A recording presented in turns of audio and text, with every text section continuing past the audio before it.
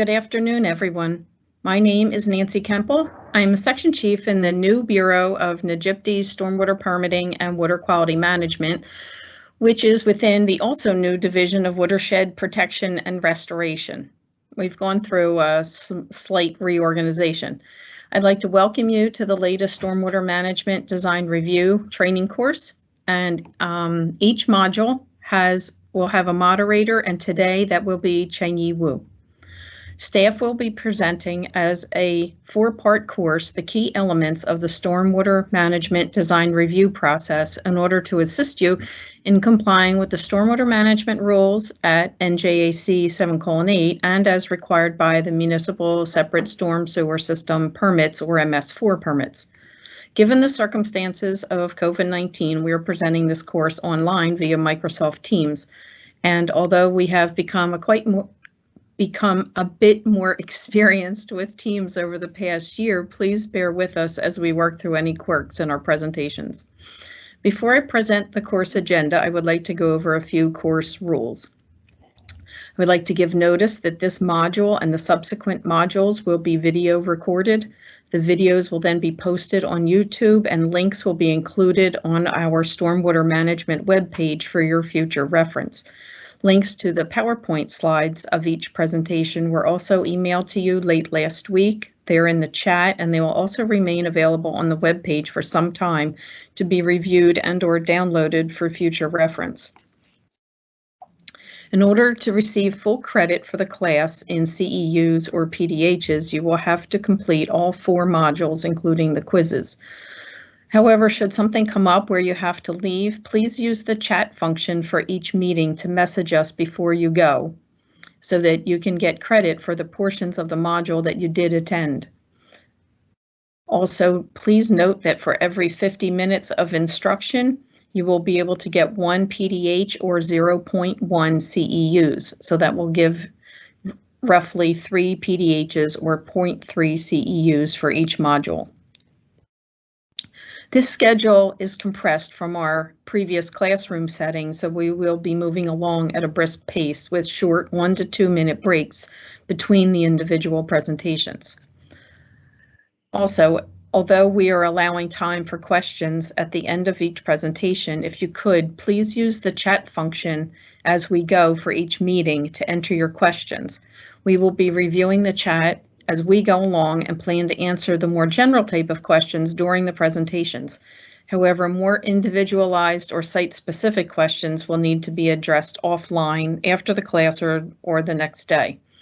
Also, with so many people online for this training, enrollee microphones will be muted but can be unmuted to ask a question. And lastly, there will be an online quiz at the end of each module. Each quiz will have 10 to 15 minutes allotted, and you must take the quiz during that time allotted and cannot go back after that time has ended. We have to use this as a tracking mechanism in order to continue to provide PDHs or CEUs. Also, after each quiz, we will present the correct answers and the percent of correct answers from your responses. Please try your best so that we can grade ourselves on how well we've covered the material. So as we go, if you were not able to download the handout files from the link in last week's email or the chat, they're still available under the handouts link on the training page of the Stormwater website. Again, this course material will remain available for some time after the course has been completed. This slide shows just a snip of a portion of the handouts page. The links are to the right of each dark blue box. And since we intend the handouts to be a resource, the hyperlinks in them are live whenever possible. That brings us up to the agenda. The agenda for today's module, Module 1, begins with Kristen Chesky, who will provide the introduction and federal background. Anthony Robulik will then present the stormwater overview of basic concepts and terms. Minesh Patel will then present on maintenance requirements, and Tim Ebersberger will present on the mapping requirements from the MS4 permits. Module 2 for Thursday will start with Lisa Shaver, who will present the stormwater calculations. Cheng-Yi Wu will then present the soils testing criteria previously published as Appendix E of the BMP manual, which is now incorporated as Chapter 12 of the manual. Our last speaker for Tuesday will be Dick McGee from NJCAT, who will present information pertaining to MTDs, or manufactured treatment devices. Module 3 for next Tuesday will start with Anthony Robulik presenting the first How to Review a Project presentation, and then Manesh Patel will be presenting for project number 2. Next will be Lisa Schaefer presenting the groundwater mounding analysis as per Chapter 13, along with examples. And then lastly, the agenda for Module 4 for next Thursday will cover design examples using the information we've covered in these other modules. Then, as time allows, we will cover additional stormwater-related program updates. 2 very important reminders. 1, after the class is over, we will be emailing out a link for an evaluation survey. We are required to collect feedback in order to continue to issue continuing education credits. And after you submit your evaluation form, you will be sent your certificate of completion once staff creates them. That should hopefully occur about 2 to 4 weeks after the class has finished. With all that being said, we will start with the introductory history lesson and basics of the permits, which we are including based on feedback we'd received from the permittees during our MS4 audits. Please stand by while we switch over to Kristen.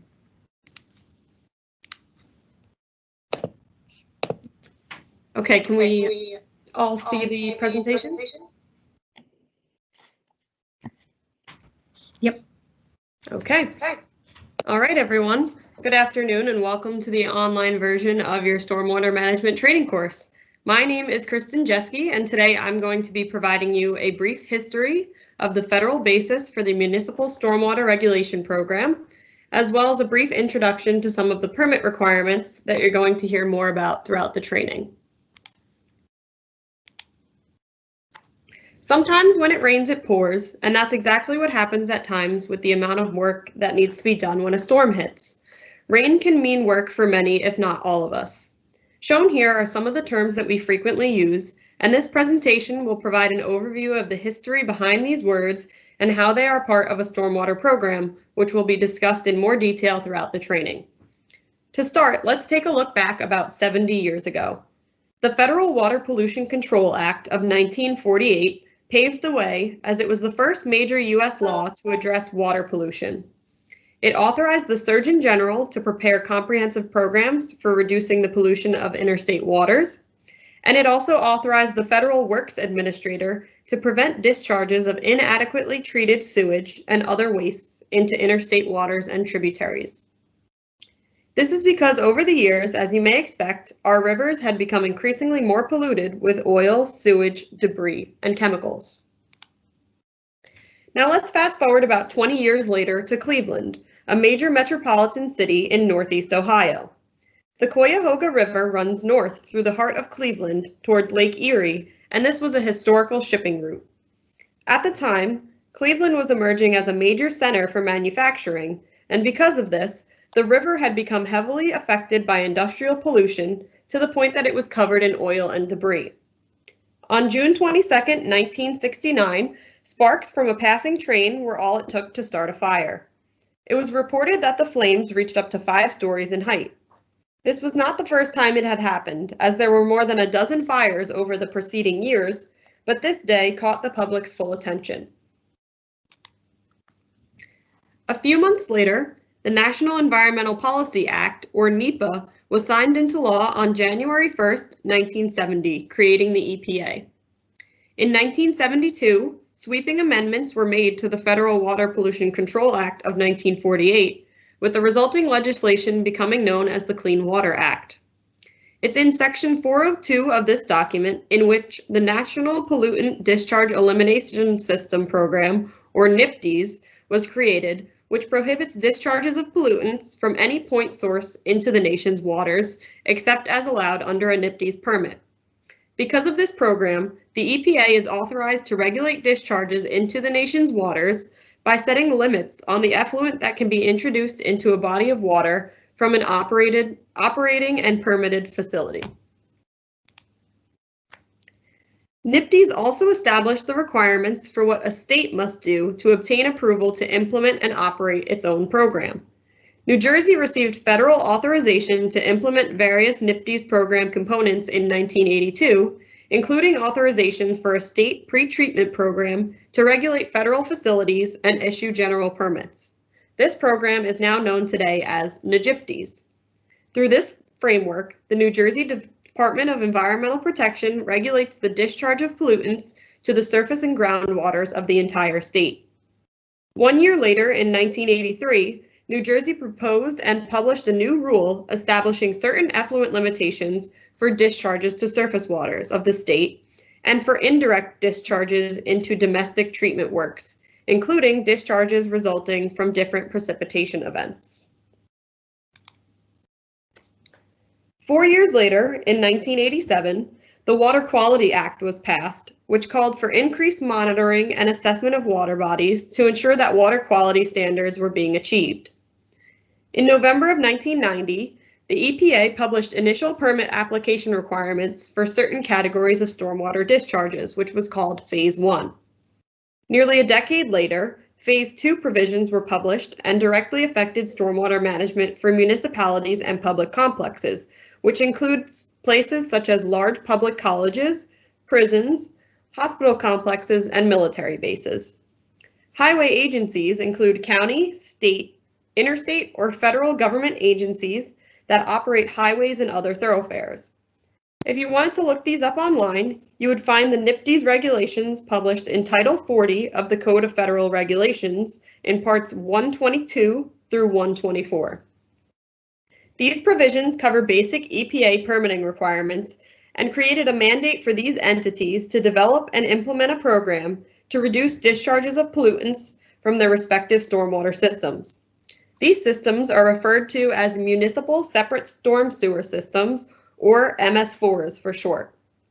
For stormwater and wastewater commingled in one system, the combined sewer overflows and industrial stormwater discharges have their own separate set of regulations. The portion of the NJPDES rules pertaining to the Municipal Stormwater Regulation Program are found in Subchapter 25 at NJAC 7:14A. In February 2004, amendments were adopted which established the Tier A and Tier B designations for all 565 municipalities in the state of New Jersey. The majority of municipalities are designated as Tier A, which is classified as the more densely populated municipalities, while the rest are designated as Tier B.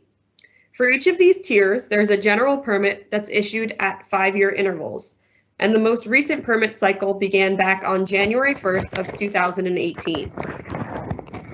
The Complex Municipal Stormwater General Permit authorizes discharges from small MS4s that are owned or operated by a county, state, interstate, or federal agency at a public complex located entirely or partially in a municipality that is assigned to Tier A under NJAC 7:14A-25.3A1, or in a municipality that receives a waiver under NJAC 7:14A-25.2D.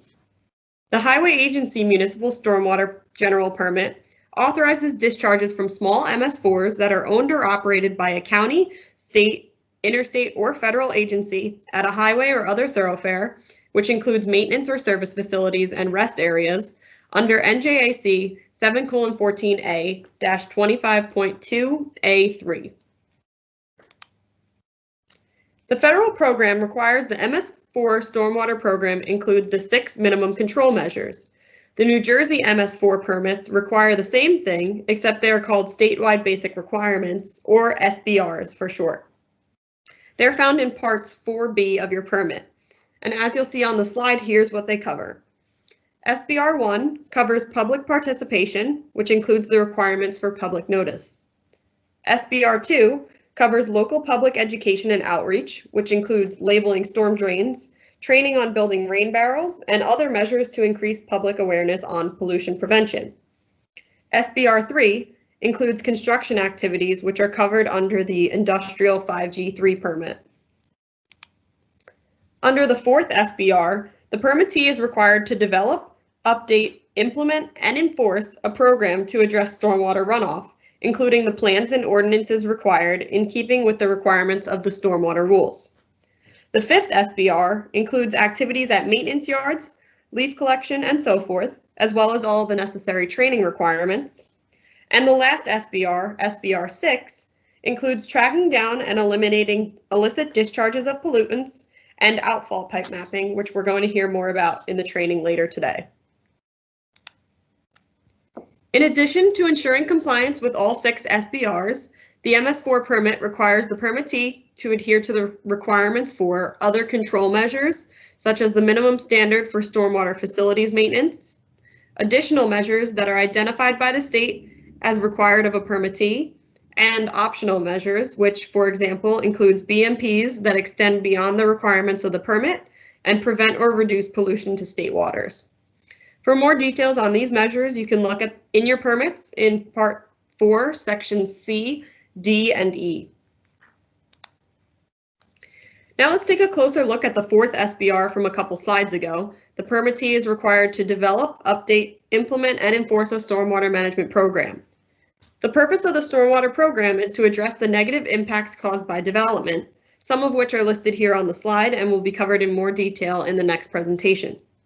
These requirements are also what designers must follow for projects over a certain threshold in size. To be clear, the federal regulations require that these impacts be addressed. New Jersey is authorized to issue permits with these same requirements. Therefore, the responsibility to review the projects under its stormwater management program falls directly on the permittee, who must ensure that these impacts are adequately reduced. The required post-construction stormwater management program must include certain elements, so let's take a look at what those required elements are. Each of these elements required as part of the post-construction program are represented by a box here on this slide. The top level contains elements that are already in place for existing Tier A and Tier B municipalities. Under NJAC 7:8, which is the stormwater management rules, every municipality is required to have a municipal stormwater management plan. More details on the elements that are in the stormwater management plan are specified in subchapter 4 of 7:8. The second box is the required stormwater control ordinance, or SCO. Tier A and Tier B municipalities had 1 year from their plan adoption date to adopt an SCO and submit all of this to the county review agency for approval. The rule amendments that were adopted on March 2nd, 2020 had a delayed operative date of 1 year so that the municipalities could update their SCO to match the rule amendments, and most of these updated SCOs have already been received by the department. An SCO must meet the requirements of the stormwater rule as found in subchapters 4, 5, and 6. The department has even created a model SCO for municipalities to use as a template, so let's take a look at what's in the department's model. The SCO must include the design and performance standards for stormwater management measures found in subchapter 5 of 7:8. These standards will be covered throughout the rest of the training, and they include the requirement to use green infrastructure to meet the design and performance standards, which replaced the implementation of the 9 non-structural strategies, how compliance with the groundwater recharge requirement is demonstrated, how stormwater runoff quantity control can be addressed, how water quality is to be addressed and the rainfall distribution for the New Jersey Water Quality Design Storm, the calculation methods that can be used to calculate stormwater runoff and groundwater recharge, and the detailed maintenance requirements. The model SCO also addresses the safety standards in subchapter 6.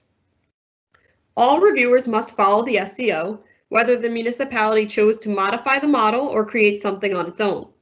The SCO can be stricter than the model, but it cannot be less stringent. So if you are a municipal consultant, you must know what is in the SCO of each town that you review projects for. The last citation in the SCO box is NJAC 5:21-7, which is part of the Residential Site Improvement Standards, or RSIS, pertaining to stormwater management for residential development. The permit states that RSIS applies to all areas of the Tier A and Tier B municipalities. So now let's take a look at the lower tier of boxes on the slide here. The municipality must enforce their own SCO, review applications for compliance with their own SCO, ensure long-term operation of BMPs occurs, and must make sure that the required maintenance is performed, which includes maintenance on privately owned facilities for Tier A municipalities.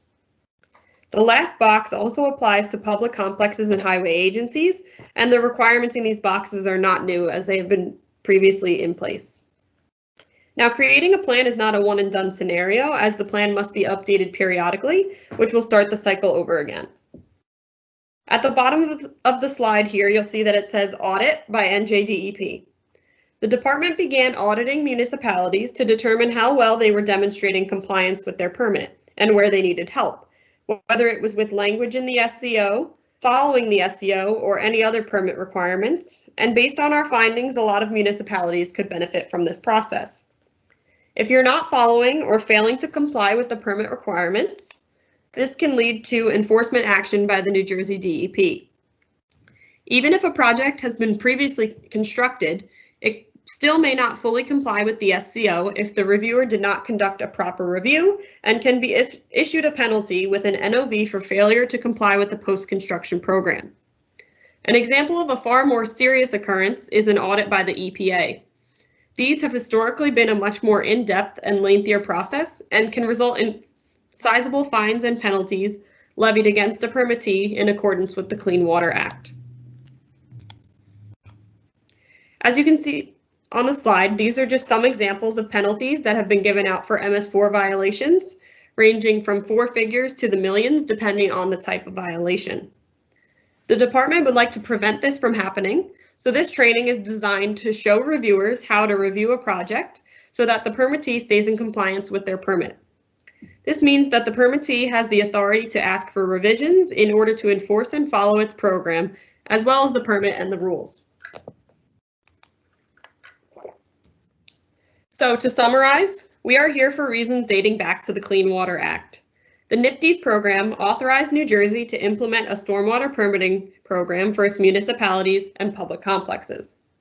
The NJDEP rules detail what must be done at the local level to eliminate the discharge of pollutants from an MS4 and implement the required post-construction stormwater management program. Under the respective permit, the post-construction statewide basic requirement requires municipalities to develop, implement, update, and enforce its SCO and ensure longer-term maintenance is being performed, and part of this also applies to public complexes. This course is a permit requirement, except for Tier B municipalities, and all reviewers need to complete the training once every 5 years. Tier A, highway agency, and public complex reviewers who have not completed this training cannot perform reviews in 2021 and need to contact us. Be sure to advise your stormwater coordinator when you receive your certificate of completion, and please let either me or the rest of our staff know of any other reviewers in your entity that need to rectify their enrollment status. With that, I'd like to thank you all for your attention during this overview presentation. If you'd like to contact me after today's session, here is my email. Feel free to send me an email with any questions. And before we wrap up, are there any questions?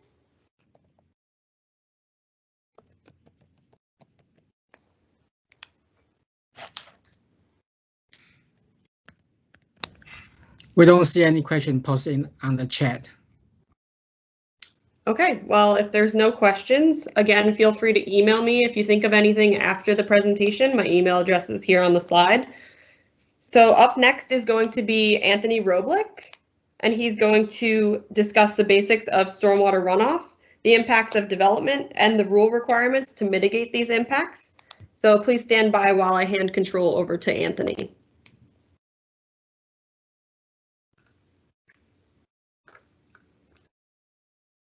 Okay, just a sec while I pull this up.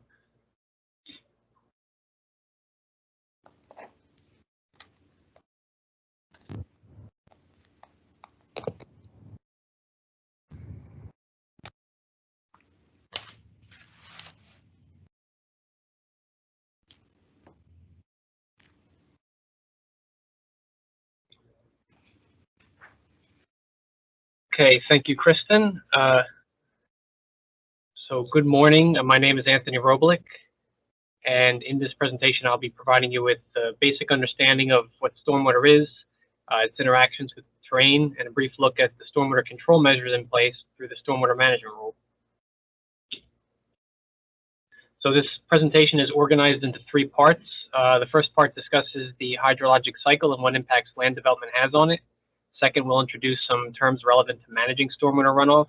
And the third part, we'll discuss the standards found in the Stormwater Management Rule, which is NJAC Title 7, Chapter 8, or 7:8, to mitigate some of the adverse effects land development has on the hydrologic cycle.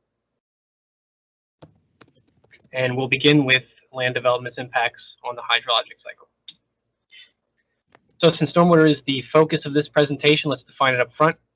Stormwater is water resulting from precipitation, including rain and snow, that runs off the land surface, is transmitted to the subsurface, or is captured by separate storm sewers or other sewage or drainage facilities, conveyed by snow removal equipment. So now that we've defined stormwater and what produces it, we'll move on to what can control it, and that is the conditions that increase or reduce runoff. Listed here are some basic site conditions that act as a type of control on stormwater. In many cases, the first point of contact for stormwater is vegetation. Dense vegetation scatters precipitation, making it harder to coalesce and flow, as do rough surfaces. Having an opposite effect, steep slopes will increase the velocity of flow. And lastly, the surface material itself and even the underlying layers can affect the amount of runoff produced by a site. Next, we'll look a little deeper into the effects each of these site conditions has on rainfall. Beginning with vegetation. When it rains on a tree, the precipitation falls through the leaves and branches, runs along branches and stems or trunks, and then contacts any other shrubs, bushes, or leaf litter lying on the ground. Some of the moisture that penetrates to the soil can then be taken up through the roots of plants, and the leaves of the plants can also absorb moisture. Release of moisture back into the atmosphere then occurs in a process called evapotranspiration. Next, we'll take a look at soils. The properties of the underlying soils can contribute to stormwater runoff. Movement of water into the pores or voids of soil is called infiltration. The rate of infiltration can vary with soil composition, and for soils comprised predominantly of clay, it can be almost zero, whilst for sands, the rate can be 10 inches per hour or even greater. And when the voids become full of water, the soil becomes saturated. And saturated soils cannot absorb any more water, so there's no more, so there's more runoff. And many of the stormwater practices used on developments are designed based on the assumption that the soil is fully saturated, so we can best predict the amount of runoff produced and manage it safely. The condition of surface roughness has an effect on the velocity of stormwater as it flows, with higher surface roughness impeding the velocity. The actual topography also has an effect on the movement of stormwater. Steep slopes shed runoff more quickly than those that are more gradual, and uneven terrain provides opportunities for surface detention of stormwater, as illustrated in this graphic. So putting all that together, we can then discuss the hydrologic cycle. For an undeveloped site, a large portion of the precipitation, represented by the largest arrow on the graphic, supports vegetation, resulting in evapotranspiration or infiltration, which maintains groundwater flow. Typically, there is little runoff and it flows over land to a water body. An equivalent volume of precipitation as to that received by the undeveloped site falls onto the same site post-development. Since the site has considerably more impervious ground coverage as compared to before, there's much less infiltration and therefore depletion of groundwater base flow, as well as slightly less water returning to the atmosphere via evapotranspiration. This site also has a stormwater collection system that discharges to the water body. The insides of the stormwater pipes are much smoother than vegetated surfaces, so the higher volume of collected runoff reaches the water body more quickly, potentially causing downstream flooding. Higher rates of runoff can also mean increased erosion and transport of sediment. Development can also cause higher levels of nutrients like pet waste and fertilizers, pollutants such as vehicle exhaust compounds, pesticides and industrial chemicals, and heavy metals like copper from brake dust. So in summary, the three primary impacts land development has on stormwater and the hydrologic cycle as a whole are: One, increasing the volume and rate of stormwater runoff through an increase in impervious areas with lower roughness coefficients. Degrading the water quality of downstream water bodies through increased suspended solid concentrations and increased nutrient loadings. And three, depleting groundwater and stream base flow, which is also due to increased impervious ground coverage. In the second part of this presentation, we'll define some terms relevant to stormwater management rule and introduce some basic related information.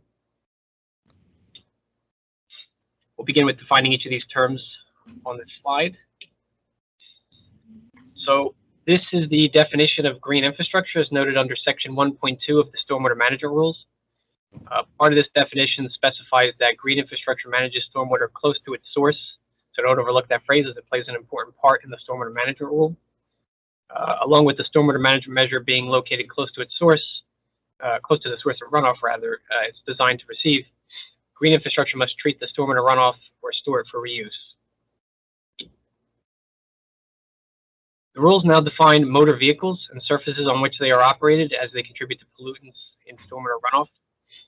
Motor vehicle surface means any pervious or impervious surface that is intended to be used by motor vehicles and/or aircraft and is directly exposed to precipitation, including but not limited to driveways, parking areas, parking garages, roads, racetracks, and runways.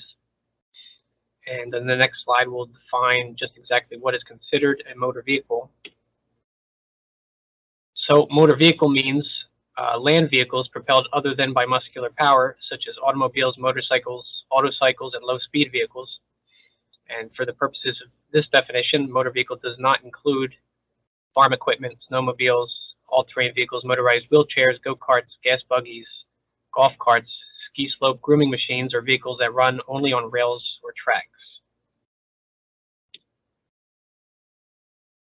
Building on the definitions from the previous two slides, a regulated motor vehicle surface means any of the following alone or in combination. So one, a net increase in motor vehicle surface, and/or two, the total area of motor vehicle surface that is currently receiving water quality treatment, either by vegetation or soil, by an existing stormwater management measure, or by treatment at a wastewater treatment plant where the water quality treatment will be modified or removed. A regulated impervious surface means any of the following alone or in combination. One, a net increase of impervious surface. Two, the total area of impervious surface collected by a new stormwater conveyance system. Three, the total area of impervious surface proposed to be newly collected by an existing stormwater conveyance system. And/or four, the total area of impervious surface collected by an existing stormwater conveyance system where the capacity of that conveyance system is increased. And this all now comes into play on the next slide, which is the definition of major development. So under the definition of major development, the department incorporated changes to clarify the time frame within which previous development of a site must be considered. As you can see on this slide, the department incorporated into the amended definition of major development the time frame within which the cumulative impacts of a development must be considered when determining if the current development will qualify as a major development. Subject to additionally, the definition of major development under the former rule was amended to base applicability of the rules upon disturbance and impervious cover. The amended definition now reflects that the department considers the cumulative total of disturbance and cumulative total of creation of regulated impervious or motor vehicle surface since February 2nd, 2004. And for the purposes of a municipal stormwater management plan and elements, major development is limited to projects that ultimately disturb 1 or more acres of land. So here are some additional terms relevant to understanding the design and performance standards. Infiltration is the permeation of stormwater into the soil by filtration, and groundwater recharge is precipitation that infiltrates into the soil and is not evapotranspired. A hydrograph, in the context of the stormwater runoff analysis, the graph depicting the flow of runoff versus the time passed at a specific point of analysis is a hydrograph. And design storms, which will be covered further on the next few slides, are theoretical storm events based on historic precipitation data with an average recurrence interval of 210 and 100 years.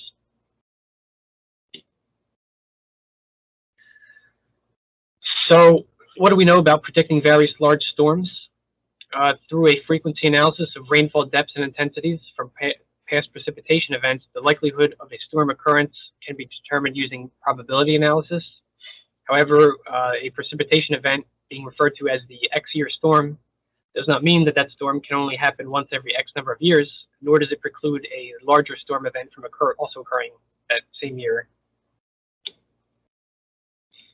This table lists the probability of a particular storm occurrence and its corresponding chance of happening, expressed as a percentage in a single year. This is what is meant by the 2, 10, and 100-year design storms. The top storm listed in this table is the storm with a 1% chance of occurring in a given year. That's the 100-year storm. And at the bottom of the table is the 2-year storm, meaning it has a 50% chance of happening in a given year. So now that we understand the likelihood of a design storm event occurring, keep in mind that one thing we do have is lots of data for those storms. County rainfall data is one source used in calculations. The link for this data is shown in the header. When reviewing for a municipality, it's best to check the SCO to see if this data is used. However, it's only one of the sources allowed under the rules. Preferred choice for storm data can be found on National Oceanic and Atmospheric Administration, or NOAA's National Weather Service website. And you can click on the New Jersey, or click on New Jersey on the map to get started. And I'm not going to go through the steps here. Instead, do read the revised version of Chapter 5 in the BMP manual, which has step-by-step directions and additional graphics. In the final part of the presentation, we'll take a look at the design and performance standards in place to address the adverse impacts of land development that we discussed previously. And these standards are found in the Stormwater Management Rule 7:8. As a reminder, here's an overview of those adverse effects of development previously discussed. Under the current rule, there is a requirement to mitigate these adverse impacts using green infrastructure, which acts to reproduce as closely as possible the natural hydrologic cycle. More on that requirement later. We'll now address how we mitigate these effects in turn, beginning with the runoff quantity control standards in place to address the increase in volume and rate of stormwater runoff. So there are 3 runoff quantity control options. The full text of the first can be seen here. Note that the water droplet is the icon used in the BMP manual for this design and performance standard. In order to meet this quantity control option for a given design storm event, the post-construction hydrograph must be bounded by and not cross at any point in time the pre-construction runoff hydrograph. An example scenario that meets this situation could be seen here, where the post-construction runoff hydrograph shown in blue, blue-gray, is contained entirely within the bounds of the pre-construction hydrograph shown in teal. And an example scenario that does not meet this standard can be seen here, where a shift in timing results in the post-construction hydrograph exceeding the bounds defined by the pre-construction hydrograph.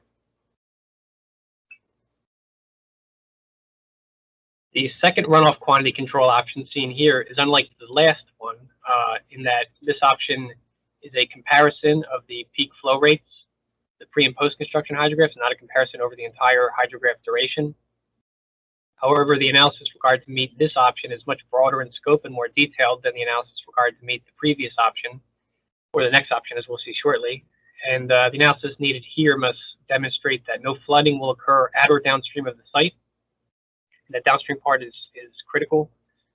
This has to assume full development under existing zoning in the drainage area that extends beyond the site. And because of how detailed the analysis required is, this is the least chosen option to meet the runoff quantity control requirement. The third quantity control option shown here is similar to option 2 in that it is a comparison of the peak runoff rates for the pre- and post-construction hydrographs. But unlike option 2, the analysis required is less detailed because post-construction peak runoff rates for the 2, 10, and 100-year storm events are limited to 50, 75, and 80% respectively of the pre-construction peak runoff rates. And this rate reduction is sufficient to demonstrate runoff quantity control, and the offsite analysis as required by option 2 isn't needed here. This is the option we see most of the time. There is an exemption from the quantity control standard If stormwater runoff from a project discharges within a tidal flood hazard area, and it's clear that the increased volume of stormwater runoff will not lead to downstream flooding, then the site would be exempt from the runoff quantity control requirement. But it must be demonstrated that no downstream flooding would occur.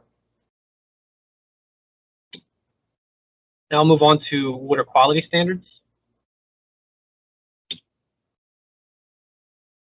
When a development proposes a quarter-acre or more of regulated motor vehicle surface, stormwater management measures for water quality control are required, and that's because developed sites typically do not have the surface roughness to slow down runoff.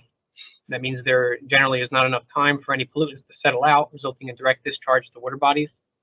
The stormwater rule includes design and performance standards for water quality BMPs, and the rules focus on two pollutants: total suspended solids, or TSS, and nutrients. TSS includes sediment and other pollutants that can be removed from stormwater through filtration, and this is important because high TSS levels impair water bodies. And nutrients are generally a result of fertilizers and animal waste. The two nutrients of concern are phosphorus and nitrogen, because they overstimulate plant growth in aquatic environments, which results in algal blooms and a reduction in dissolved oxygen concentration in water. The current rule requires a developed site's stormwater runoff be treated to 80% TSS reduction and the removal of nutrients to the maximum extent feasible. Also, just to note that the trigger for quality control in 7:8 is a quarter-acre regulated motor vehicle surface, but local SCOs might have a stricter measure, as Krista mentioned in the last presentation. So check the local SCO. In order to meet the 80% TSS removal requirement, stormwater runoff from the water quality design storm must be treated through the use of BMPs. The water quality design storm is a storm event with a custom rainfall intensity distribution that results in a total rainfall depth of 1 1/4 inches over 2 hours. The custom distribution can be found in the Stormwater Manager Rule 7:8. The gold percent sign is the icon used in the BMP manual for this design and performance standard. Some BMPs remove more TSS than others, so that each type may have its own value or even a range of TSS removal. The percentage identified in the manual is only awarded to BMPs designed and constructed in accordance with the information in the manual. And also, if a BMP is not properly maintained, its ability to provide water quality may be impaired. There's also an exemption from the quality control standard. The requirement to reduce TSS does not apply to any stormwater runoff in a discharge regulated under a numeric effluent limitation for TSS imposed under the NJPTES rules. If there is a separate NJPTES permit, though, it has to cover the same area and the same runoff flow that would have been subject to the runoff quality standard. Now we'll move on to the third set of standards in place, which address the reduction in groundwater. So earlier we defined groundwater recharge as that portion of runoff that travels down past the root zone of plants. The stormwater rule provides two options for development. The full text of option 1 is posted here. To meet this option, a development must match the existing annual volume infiltrated on the pre-developed site. This option requires careful analysis, and unfortunately, we do still see a lot of mistakes in the analysis performed or in the local review of calculations.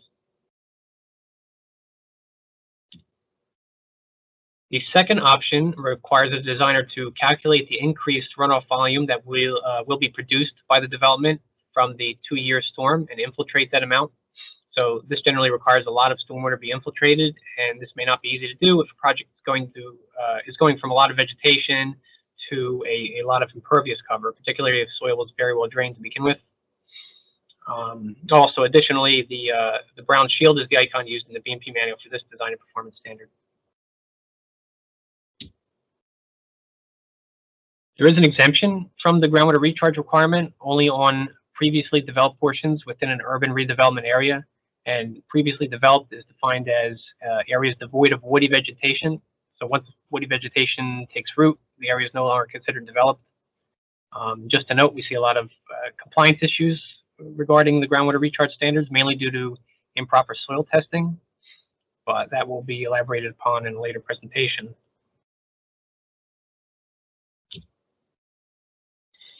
So the rules now require that green infrastructure, or GI BMPs, be used to address the requirements of groundwater recharge, stormwater runoff quantity control, and stormwater runoff quality.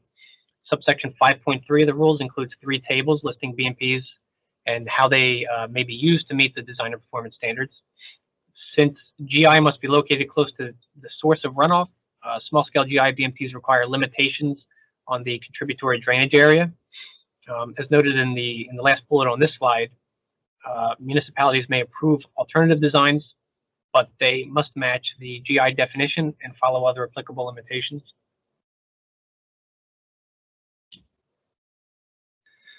So each of the tables identify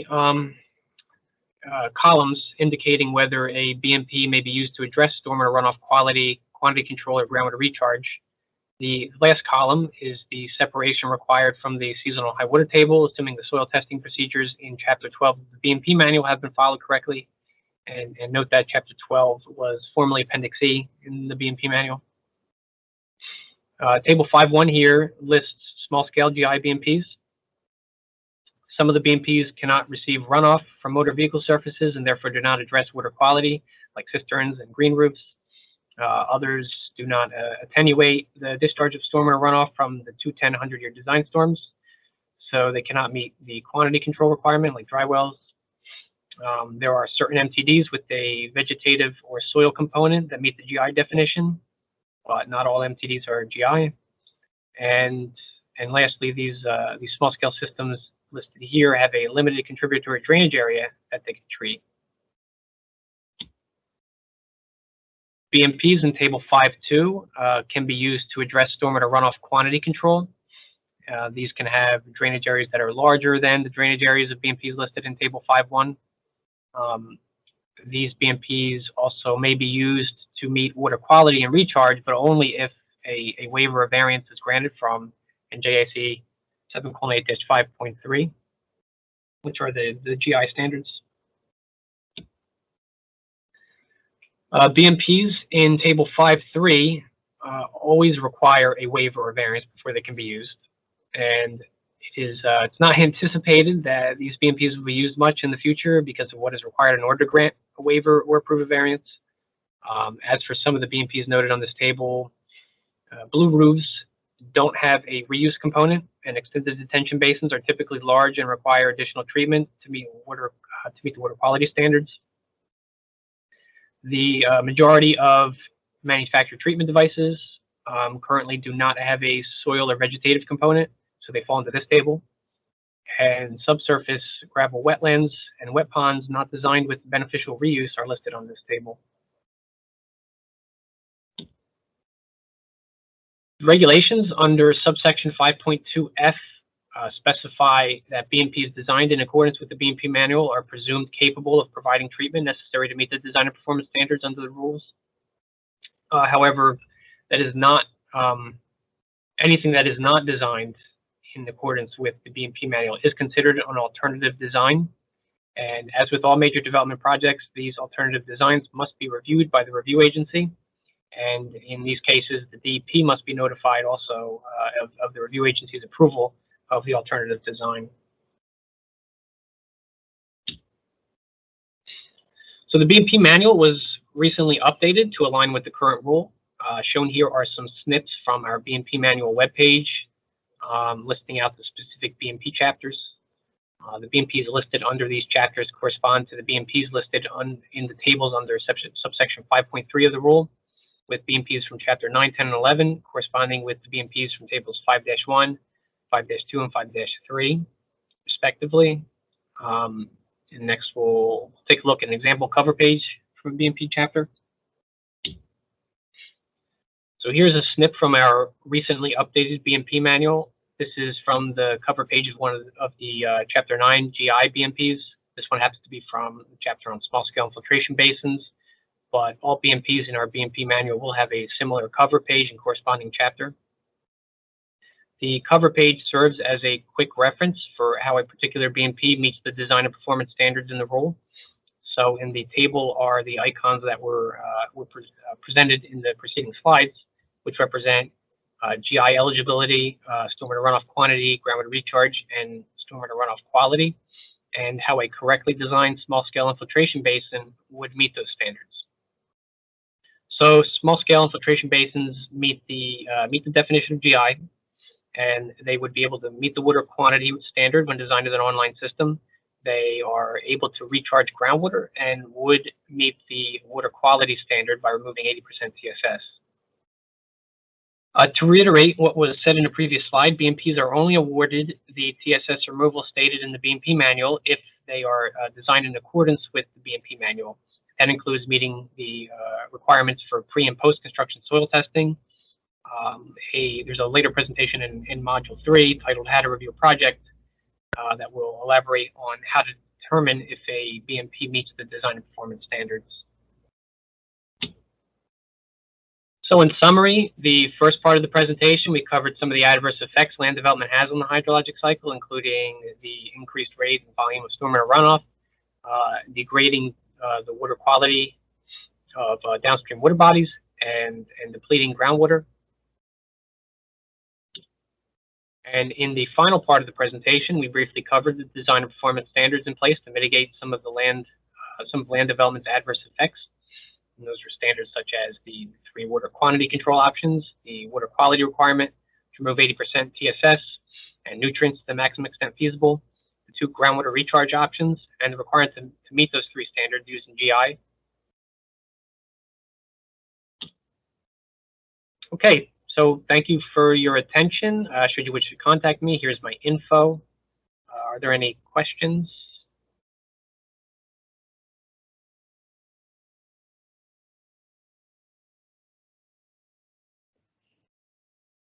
We do have some questions regarding the definition of the disturbance. That the question is that if the same area on the site is disturbed more than once since 2004, does it count towards to the 1 acre threshold more than once? In that case, well, there is no double counting. It would just be the 1 area. And if there was overlap, it would be like the net total, not counting the overlap twice. And next question is that there's a question regarding what's the matter with blue roof for quantity control. I guess that you can look into the chapter BMP chapter for the blue roof. Yeah. Additionally, blue roofs can only be used for runoff quantity control when there is a waiver or variance from 7:8-5.3. Yeah, correct. They can only be used. Well, they can't be used to meet any of the design and performance standards without a waiver variance. Right. Yeah. Okay, so. Okay, we would have a 5 minutes break.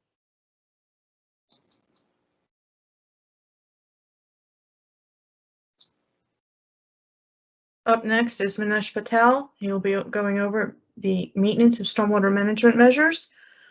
Manish, let me know when you're ready to start. All right, I'm here and I'm ready. Okay, you have the floor.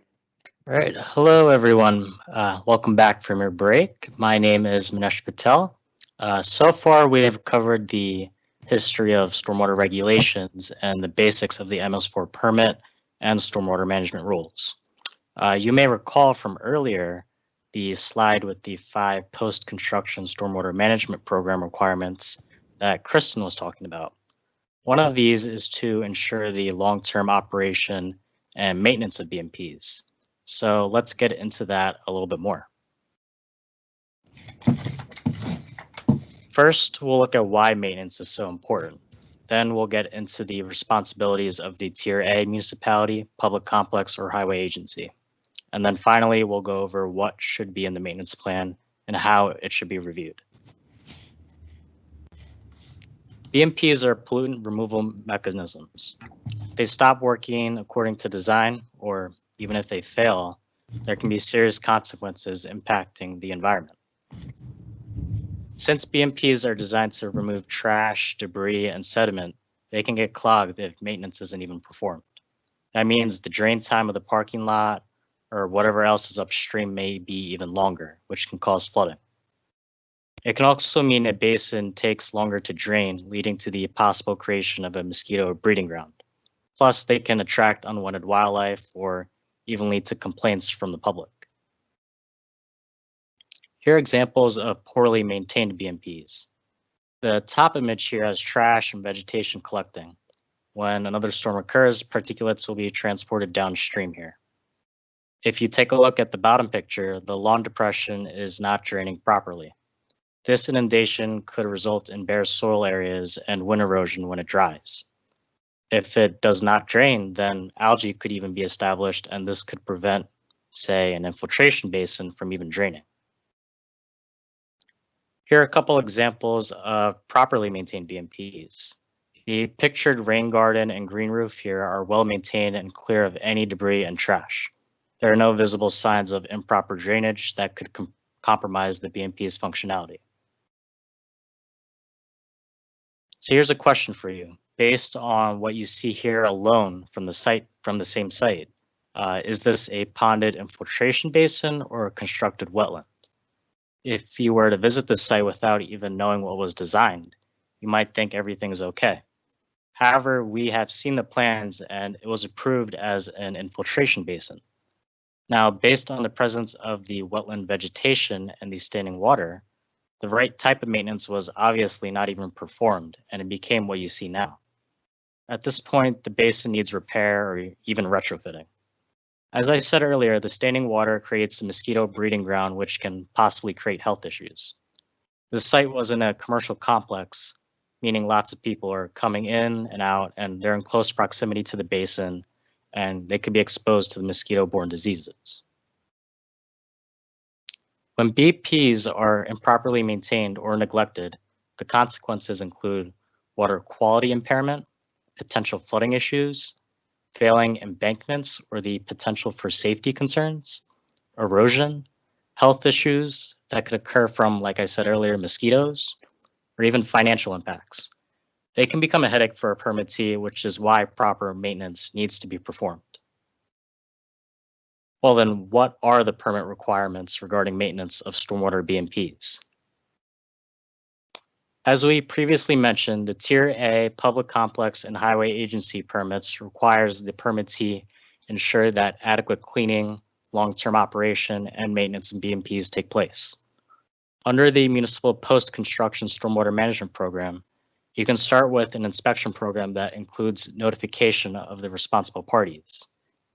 A municipality may opt to enact penalty provisions into its ordinances as a step towards enforcing compliance, or they can even create a licensing program to offset inspection costs. The permit requirements for ensuring long-term cleaning, operation, and maintenance provided are divided into two classes based on ownership or operational status for the Tier A Public Complex and Highway Agency. The first group is facilities owned and operated by a municipality. They can be, for example, a town hall or even a library complex. The 4 elements required for this group are shown here, and they may be found in Part 4, Section C.1a of the current Tier A permit, Section C.3c of the Public Complex permit, and Section C.2a for the Highway Agency. Inspection and maintenance must follow the plans or be performed more frequently than stated on the plans. A logbook needs to be maintained to show compliance with this section. If you're looking for more specifics, there are more details of this in the permit, which you can read about further. Continuing on, the permittee also must certify annually that these facilities are properly functioning. And lastly, improper functioning facilities where repairs were not made must be documented and prioritized. Schedule must be maintained. The permit citations are in parentheses for Tier A Public Complex and Highway Agency respectively on the slide provided. The second group consists of those facilities not owned or operated by the municipality, and examples of this can include a retail complex or even a housing development. The permit requirements are found in Part 4, Section C for facilities not owned or operated by the permittee. This isn't a new requirement, and the way it is written now is to clarify what has been required previously. The permittee is required to ensure maintenance is performed according to the plan, or even more frequently than the plan states.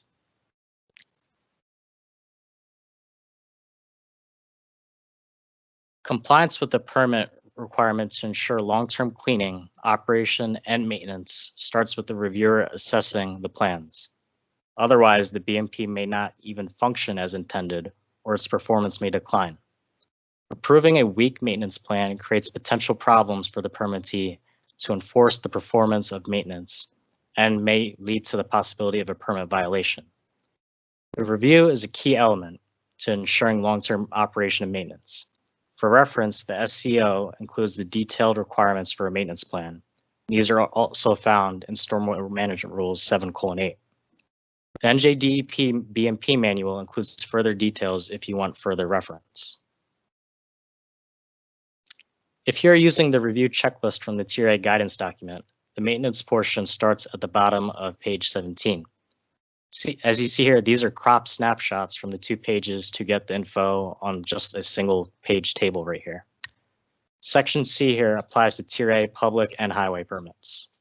Before the end of the presentation, I'll show you some of the other documents available to assist you in the review of maintenance plan for a project. There's also more information in Chapter 4.1 of the Tier A guidance for stormwater facilities maintenance.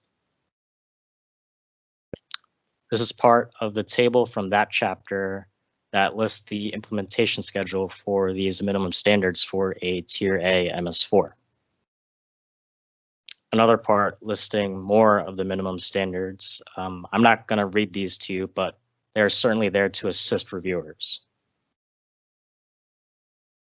And the final part, the permit language, it's very similar for public complexes and highway agencies. It's just we have not prepared that guidance document for them yet.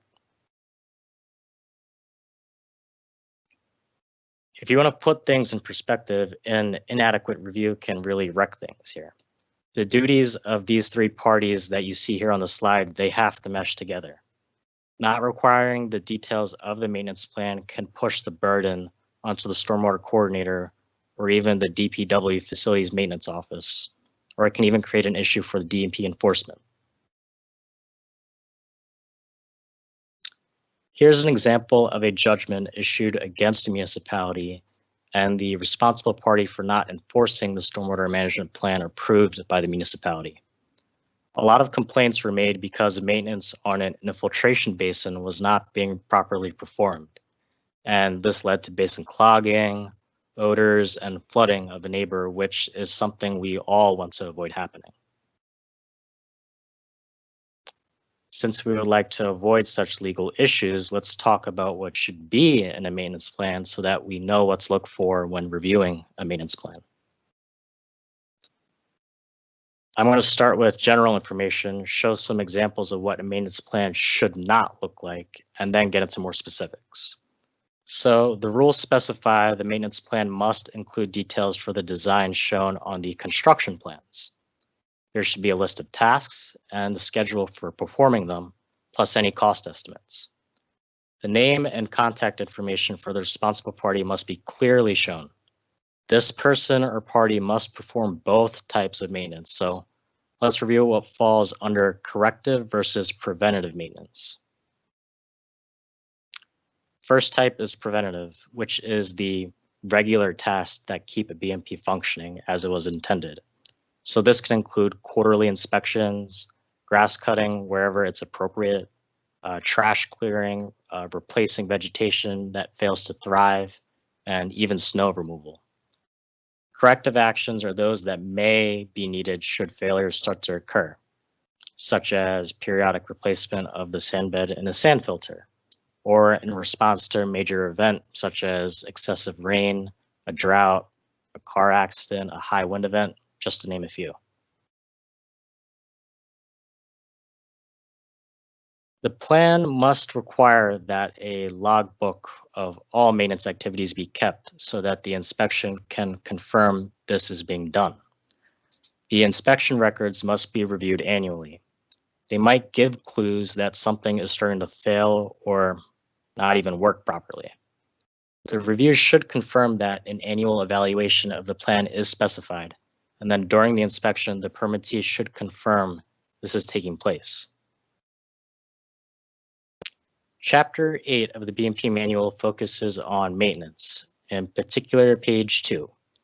On page 3 are other items for consideration and the procedures that must be followed. Retrofitting info is found on page 4. Chapters 9, 10, and 11 of the BMP manual include specific maintenance details for each type of BMP. For example, there are specific maintenance tasks associated with a small-scale bioretention system. Biweekly inspections and perimeter grass mowing are just a few of them. Another example, if you're doing GI with plantings, make sure you water them, especially in the first year when maintenance would generally be higher. I mentioned procedures to be followed. One such procedure is the requirement to record on the deed information about the maintenance plan and that identifies the responsible party. This includes the name, address, and telephone number. The maintenance plan must be recorded with the parcel where the stormwater management measure is located. Any change in the responsible party information due, for example, to a change in property ownership, must also be recorded on the deed. The information must also be updated after the project construction is completed. Now for some bad examples. If the stormwater management plan consists of a single plan sheet or is part of a plan sheet, there is a red flag for the reviewer. Remember, the rules require schedules of the various types of maintenance tasks, an equipment list, and cost information, along with a logbook to record the actions performed. There is no way a complete record can be made on a plan sheet, nor would maintenance staff actually record observations and completed tasks here. This is an example of a very weak plan, and therefore the reviewer has the authority to request revisions so that the permittee can comply with the requirements of the permit. Now imagine you are reviewing a 55-page maintenance plan for a constructed wetland, and you open the table of contents to see this. Now you may be thinking, well, they have a 55-page plan. They have preventative procedures, but if you look closely at the headings A for grass cutting, F mechanical components, and H stormwater detention facility, this is going to indicate to you that the maintenance plan may not reflect the actual design and requires some revisions. What this illustrates is that the reviewer has a responsibility to check the details provided in the plan so that the permittee meets the permit requirements to ensure long-term operation and maintenance. In this case, this is an actual approved maintenance plan that had nothing to do with the constructed wetland shown on the approved plan. Think of it this way, a good maintenance plan, it's going to have 3 essential pieces: information, planning, and education. From the maintenance plan, the reviewer and maintenance staff must be able to know what to look for, where the BMPs are, and how to get there, when and how to perform the maintenance tasks, and what training is needed to successfully follow this plan. Under the information section, a complete inventory of the various BMPs should be provided, including the type, location, and any outfalls.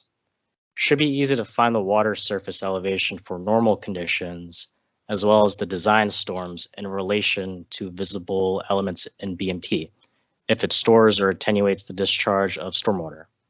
In this case, the drain down time should also be included. If there is an infiltration component, what is the benchmark permeability rate so that the maintenance staff can check whether the system is failing? If there is a manufacturer treatment device, the warranty, the owner's manual, they should both be included. The second essential element is planning, which paints a complete picture of what should be done by maintenance personnel. We would not want someone to mow a bioretention system with a meadow, thinking it was an overgrown detention basin.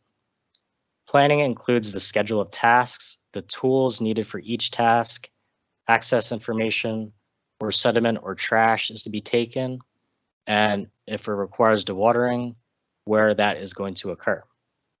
If there is an internal component and it is destroyed by, say, a really large storm event, maintenance staff should be able to correctly repair or replace it. I mentioned collecting sediment. Planning includes how to transport it and what information, such as a receipt, must be retained. Planning includes the individual costs plus the annual costs for each task. Make sure this information is part of your maintenance plan. The third element is education. Maintenance staff must be trained on safety measures, inspection methods, the various tasks, and the use of appropriate tools and equipment. Maintenance must also know what to record and where to file the records. Education includes knowing what records to keep. Always keep a backup of the records in another location. You never know if the original records could be destroyed somehow. The permit even requires all approved maintenance plans be kept on file for review by the DEP. Now that the reviewer has checked the maintenance plan for accuracy, it is important to know whom this responsible party should be so that they can be contacted when an issue arises. For a public complex or highway agency, the permittee is this party. Under the Tier A permit, it can be different people or one or more organizations. Obviously, it should be the developer during construction or a public entity where appropriate.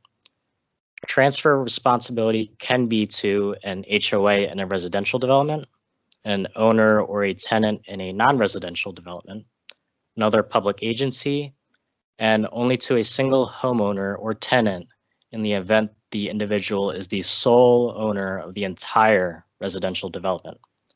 NJAC 7:8-5.8C actually expressly forbids this.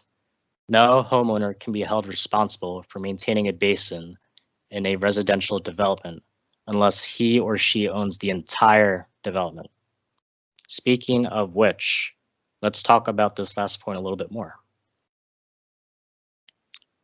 In the definition section of the stormwater management rules, development is defined to include subdivision projects.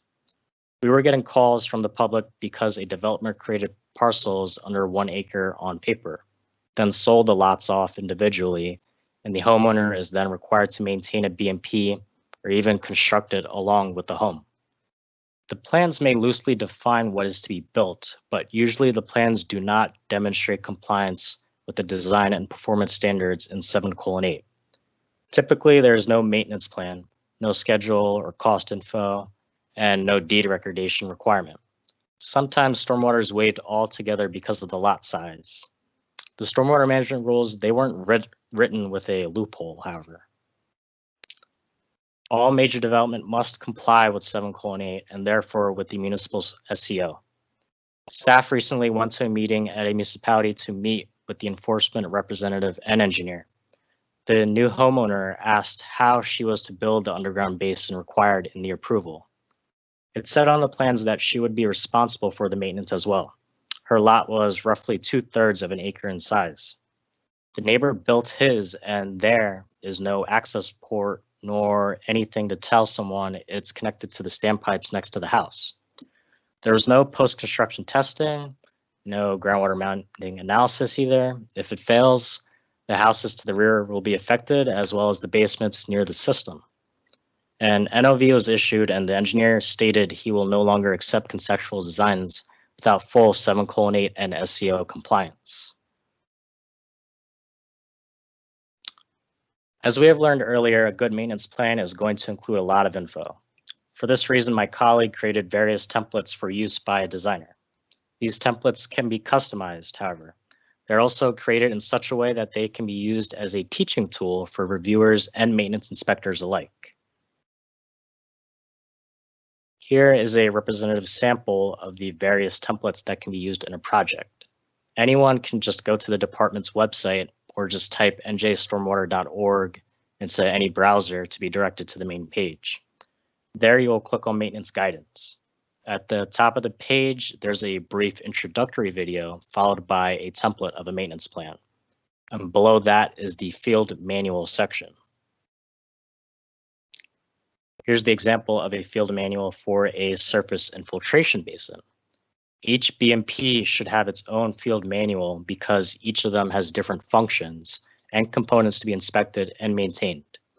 The field manual templates include the components as shown on the left: a BMP overview, a basic design info, visual aid for stormwater basin inspection, reference documents, inspection checklists and maintenance actions, preventative and corrective maintenance records. The designer modifies the contents of the field manual template with the design information of the BMPs incorporated in the development. The reviewer makes sure the information is correct. The responsible party follows the field manual to perform maintenance.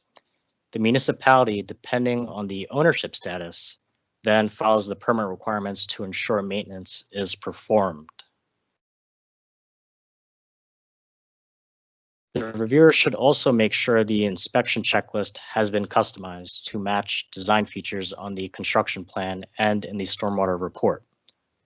This is a partial screen capture of the infiltration basin inspection checklist log, which is found online in the maintenance guidance section of the Tier A guidance doc.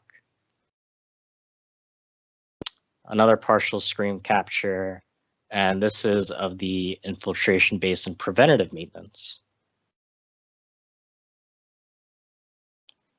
And then logbooks, they're also available on the webpage for recording both preventative and corrective maintenance tasks performed by field personnel under the heading of maintenance logs and inspection records. These are what the maintenance staff may look at during the periodic checkups of the maintenance records. For our municipal reviewers, if a private party applicant is missing logbooks, you can show them where to find the templates and have them use them to make it easier on the municipal inspectors. So this can be found at the link at the top right here. As you see, here's a screenshot of the maintenance webpage. Again, it's obviously split up in half here, so you can see both the top and bottom half. Definitely check it out if you haven't seen it already. It's very useful, highly recommended by all of us, and it spells things out very well, very clearly on what you need to do if you're having trouble, and if you just need help, or even if you have questions on what to do. There are even links to further training there as well that you can take a look at as well. To sum up, without proper long-term maintenance, the BMPs may not continue to function as designed, resulting in impacts to the environment. The permittee is required to ensure long-term operation and that maintenance is being performed. A municipality may institute measures to facilitate these efforts. The first step towards meeting this permit requirement is a thorough review of the maintenance plan submitted with a development or redevelopment application. We also reviewed the 3 key elements of a maintenance plan, which is information, planning, and education. And you have all seen where the guidance and field manual templates may be found on our website. So please use those as a reference if you need help or if you need any answers. Thank you again for your attention. Here's my contact information. I will turn it over to Tim in a second, but first, are there any questions? You can type them out through the chat, or if you want to ask them, please raise your hand and our moderator will get to you. We do have a couple of questions regarding maintenance. If you have no access to the chat board, I'm going to summarize those questions here. The first question is that how often BMP should be inspected annually, or any instance the municipality should inspect BMP more often? The answer to that is that each BMP has different maintenance requirements. We have those maintenance requirements in each individual BMP chapters. You can look into chapter 9, 10, 11 for the individual BMP's maintenance requirements, but also we have the maintenance plan and maintenance guidance available for general maintenance requirements. So basically, you have to have the scheduled maintenance for each different BMP. And also your BMP manual has to be reviewed annually. And in some cases, you have to inspect the BMP after the largest storm, for example, 1 inch storm. And another question is that,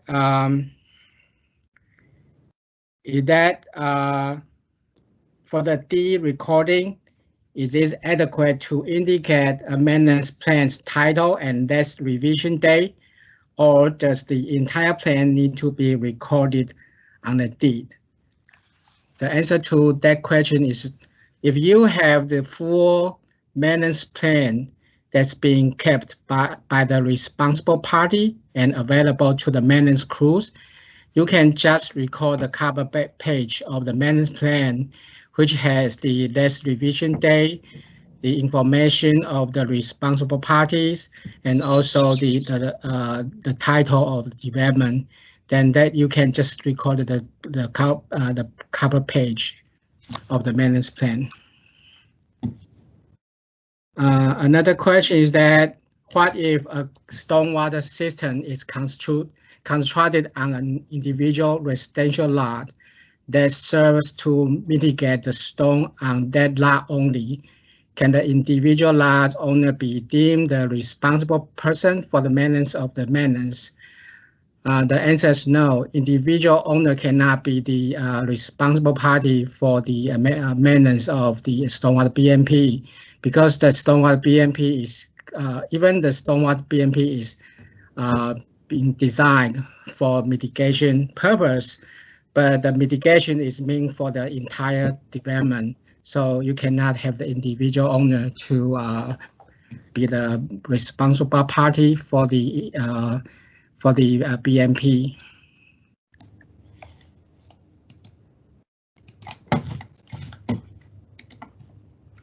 And the other question that, what if the property owner refused to correct deficiency after inspection report is issued?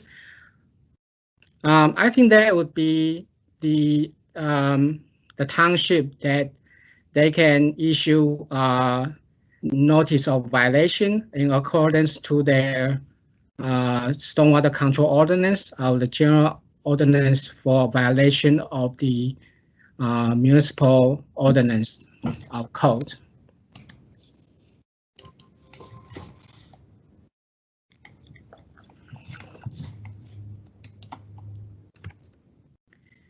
And the other question is that, what if the BMP is designed for that lot only? For example, a dry well on a residential lot. When you have a big development that has several lots, you have the dry well for each individual lot, but overall, the dry well, even for one single family home, is part of the entire stormwater management measures to meet the design and performance standard required by the stormwater management rule or by the stormwater control ordinance of the township. So even each individual dry well, that is only meant to serve an individual home, but overall it should be maintained by the responsible party of the entire development. I don't see further questions, so next one will be Tim for mapping.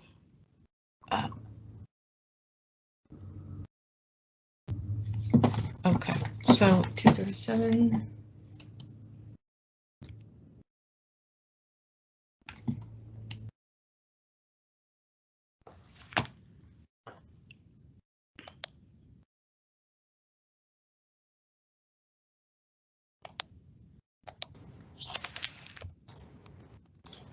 All right, good afternoon, everyone.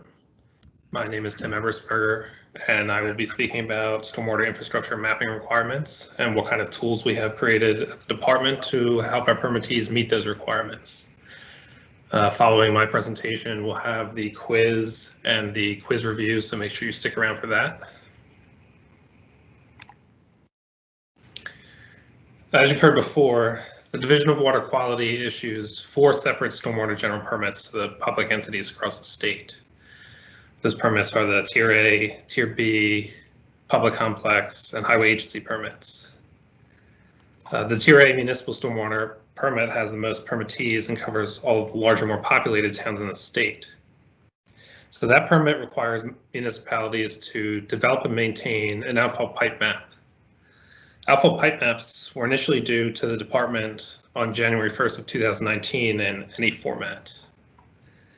Tier A municipalities were required to submit an electronic form of their outfall pipe map to the department by December 21st, 2020.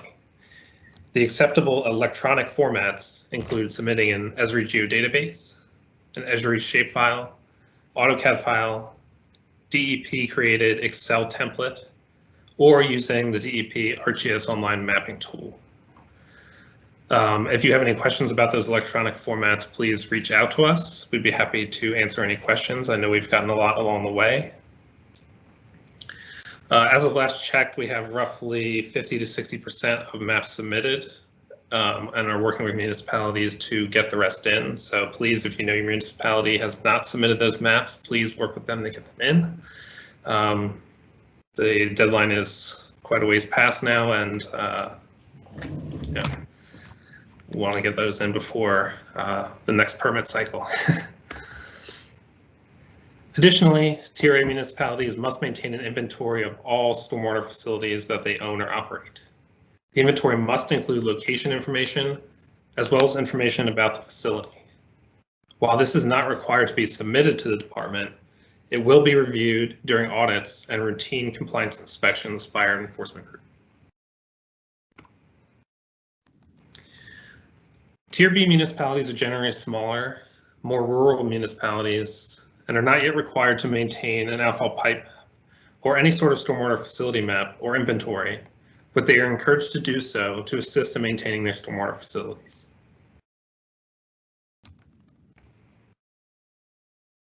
The public complex permit covers facilities such as universities, prisons, military bases, and other large publicly owned facilities. Their requirements are similar to that of a Tier A facility, so they must develop an outfall pipe map and submit it to the department. They are also required to submit their outfall pipe maps in an electronic format by December 21st, 2020. So again, that deadline is passed and we are working with our public complexes to get those in, so please get those in as soon as possible. So unlike our Tier A municipalities, public complexes are required to create an inventory and map of the stormwater facilities listed on this slide. That map and inventory was to be submitted to the department on January 1st, 2020, and be maintained and kept up to date in an electronic format that was discussed previously moving forward.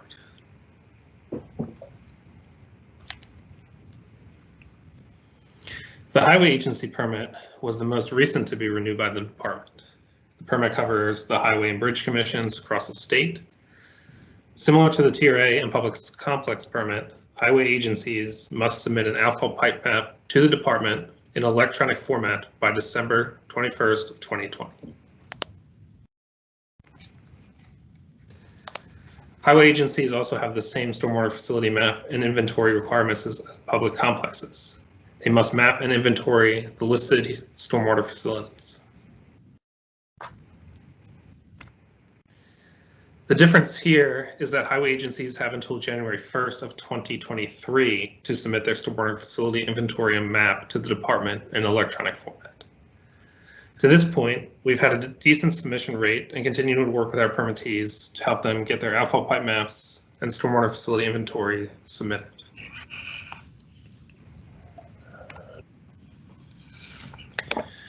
The mapping requirements weren't just added to MS4 permits because we like looking at all kinds of dots and colors on a map. Mapping and inventorying of stormwater features is crucial to conducting the required inspections and maintenance in the permit. The MS4 permits require permittees to inspect for stream scouring at all their outfall pipes. Here are two examples of bad scouring at outfall pipes. Stream scouring is the erosion or removal of stream bed or bank material by the physical action of flowing water and the sediment that it carries. Scouring can lead to the damage of physical structures that require expensive maintenance or replacement.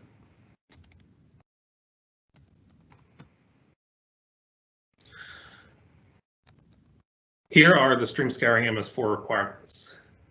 The mapping of outfall pipes greatly assists in meeting these requirements.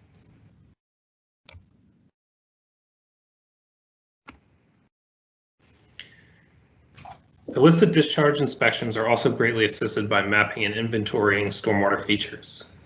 Here is an example of an illicit discharge occurring at a municipal outfall. Tracing back to upstream inlets showed that runoff from fertilized lawns with sprinkler systems was causing a dry weather flow that was high in nutrients.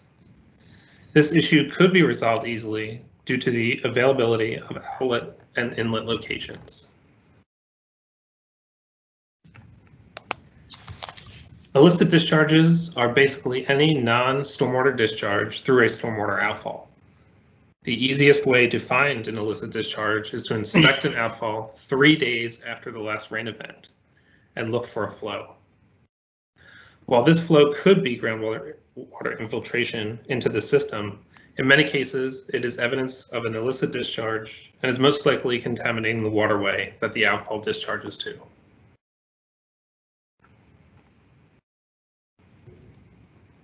Here are the illicit discharge MS4 requirements. It is important to note that any illicit discharges found must be remediated and a report submitted to the department.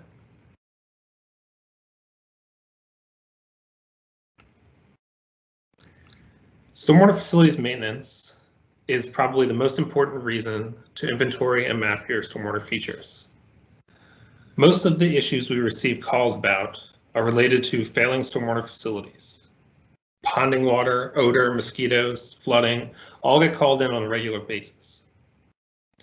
Many times the permittee was unaware that the basin existed or was their responsibility. Keeping an up-to-date facilities map and inventory alleviates this problem and helps permittees schedule and conduct regular maintenance. Here's an example of a basin where it was unknown who owned the basin and who should be maintaining it. Needless to say, no maintenance was performed, and the basin turned into a pond complete with aquatic vegetation and wildlife.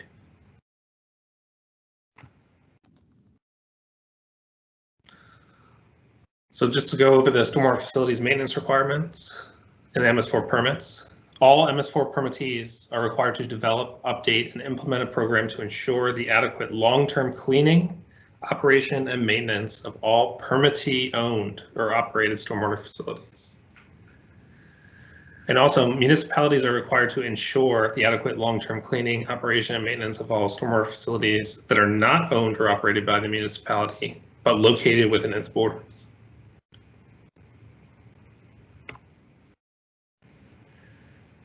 Now that we've gone through all the permit requirements and reasons to map, I'll get into how the department is assisting our permittees with mapping.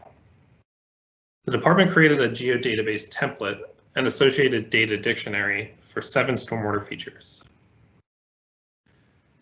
Those features currently include outfall pipes, stormwater management basins, subsurface infiltration detention systems, manufactured treatment devices or MTDs, green infrastructure, and storm drain inlets. Additionally, not seen here, we've included culverts in that list. We felt that these features were all easily collected as point features and would be a great starting point to mapping your stormwater system. As our municipal permits are renewed, we will be updating these feature classes and making changes as necessary.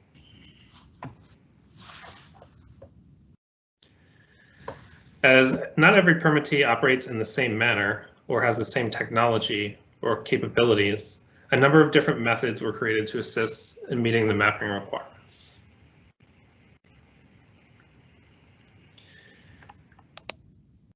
The first method was to create a mapping tool using ArcGIS Online.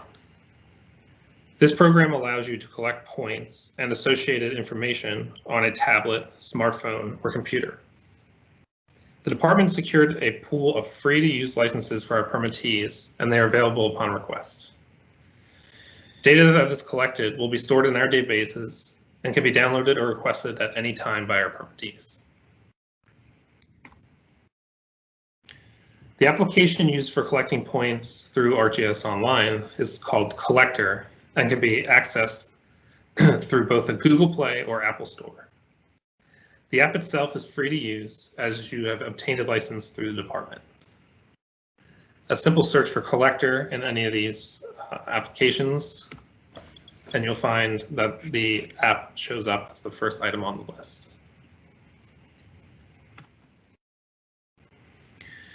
Once downloaded, the user can collect points by using the mobile device's GPS or by manually placing points using the background aerial. Once a point is placed, a list of descriptive attributes will show up and can be filled out. This helps in determining things such as the type of basin or MTD, which is important when conducting maintenance. This also helps to determine who is responsible for what feature. Most fields have drop-down menus that make it easy to fill out. There's not much need for typing, and this streamlines the process, which can be time-consuming.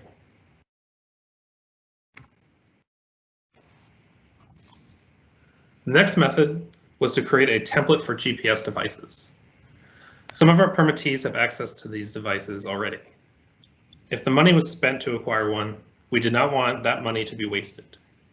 A template for GPS devices can be downloaded from our website and uploaded to the device. This template is an exact replica of the one used in the ArcGIS Online tool. For users who are already using ArcMap or ArcPro, we developed a geodatabase that could be downloaded from our website. That geodatabase could be populated on the computer and submitted back to the department to meet the mapping requirements. Again, everything here has drop-down menus and was made to be easy to use. The final method that is available for download from our website is a Microsoft Excel template. This template is populated with the same fields and drop-downs as other templates. However, point features would have to be manually entered into the spreadsheet before submittal. This template would satisfy the electronic submission requirement.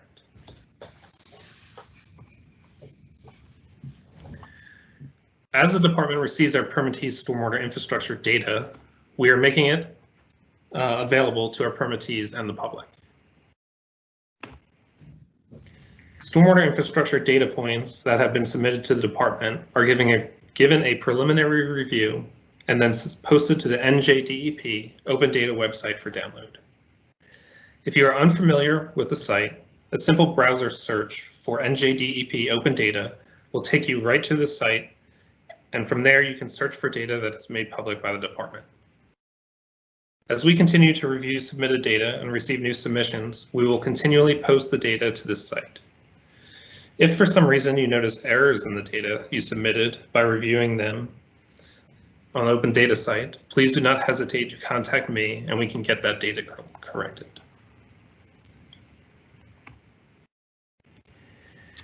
Another good resource to use for getting stormwater infrastructure information and locations is the Rutgers H&H database. This website contains the location and information of any stormwater management basin that have been reviewed by the soil conservation districts. This is a great starting point for those looking to find the location of their basins. The department is also willing to provide assistance in the form of training or by answering any questions you may have. Please reach out to me or your MS4 case manager if you would like any assistance or training. To follow that up, you can find my contact information here.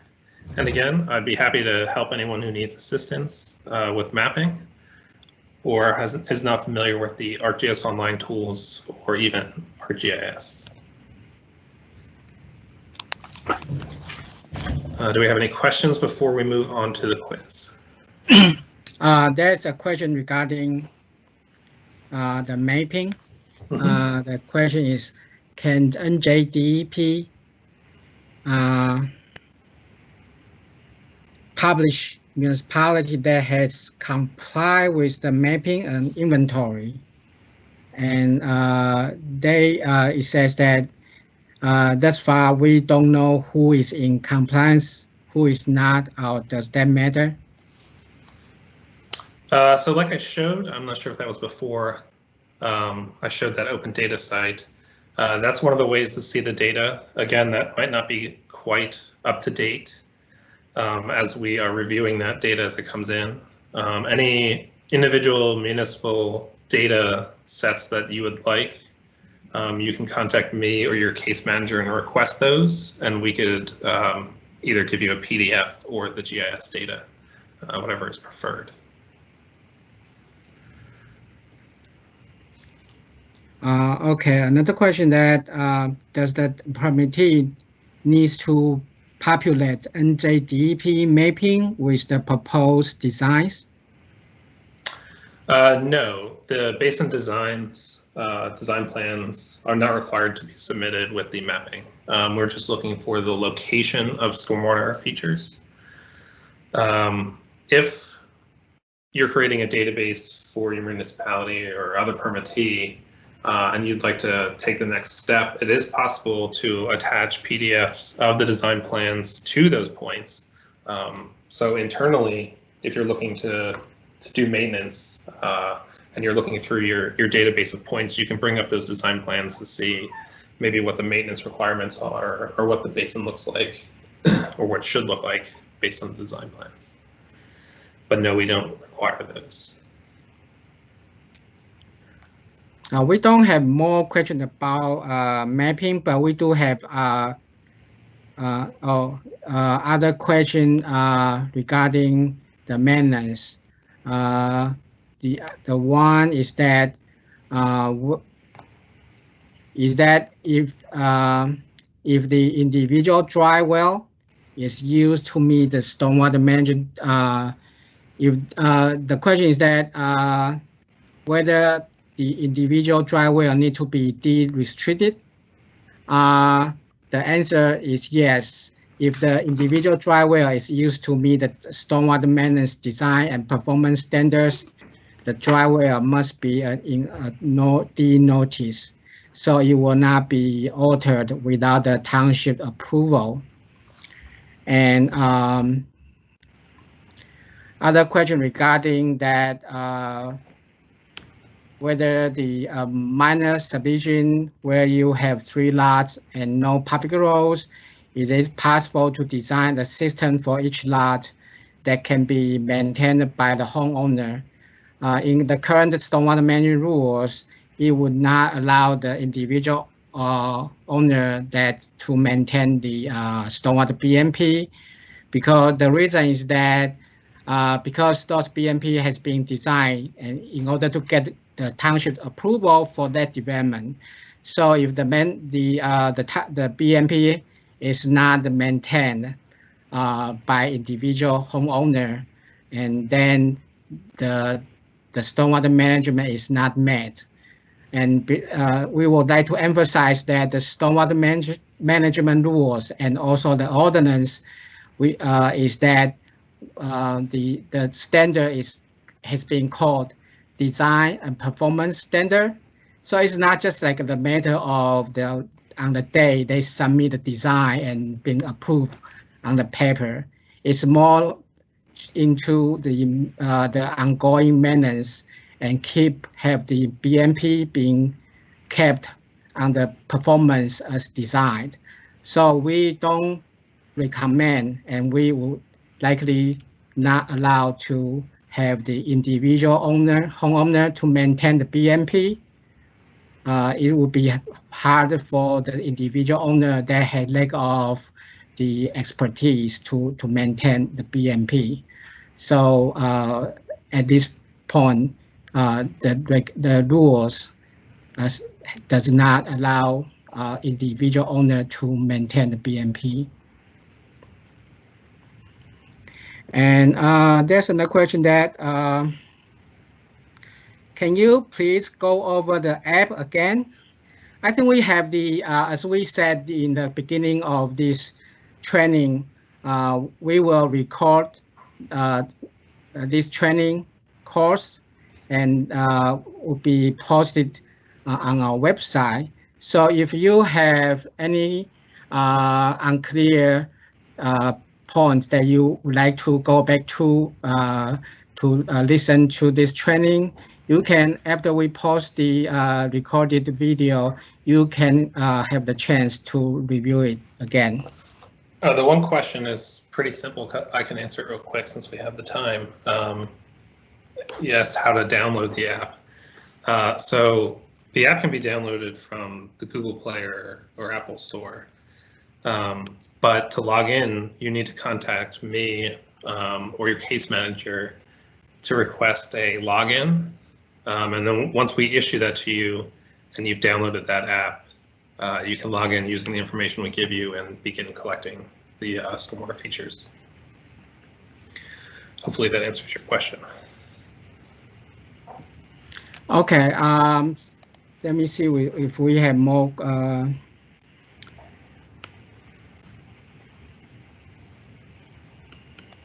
Okay, there's the question regarding the subdivision examples. So does that mean a homeowners association must be created for a lot remaining land? I think whether to create a homeowners association would be the question to the township, whether you require a homeowner association for development. But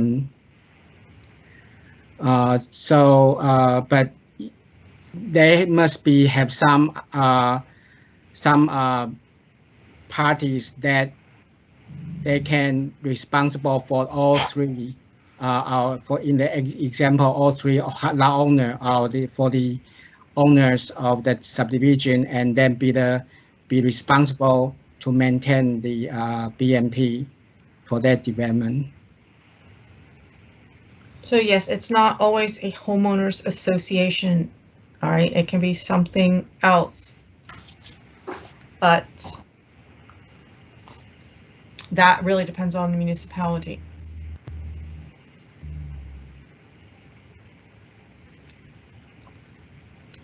I think we still have time, so we probably can take. Do you want to take a break? 5 minutes break, and before we go into the taking the quiz. Yes. So now it's 3 o'clock. We will resume the presentation for the quiz. You will have the chance to take the quiz. We will resume our training around 3:05.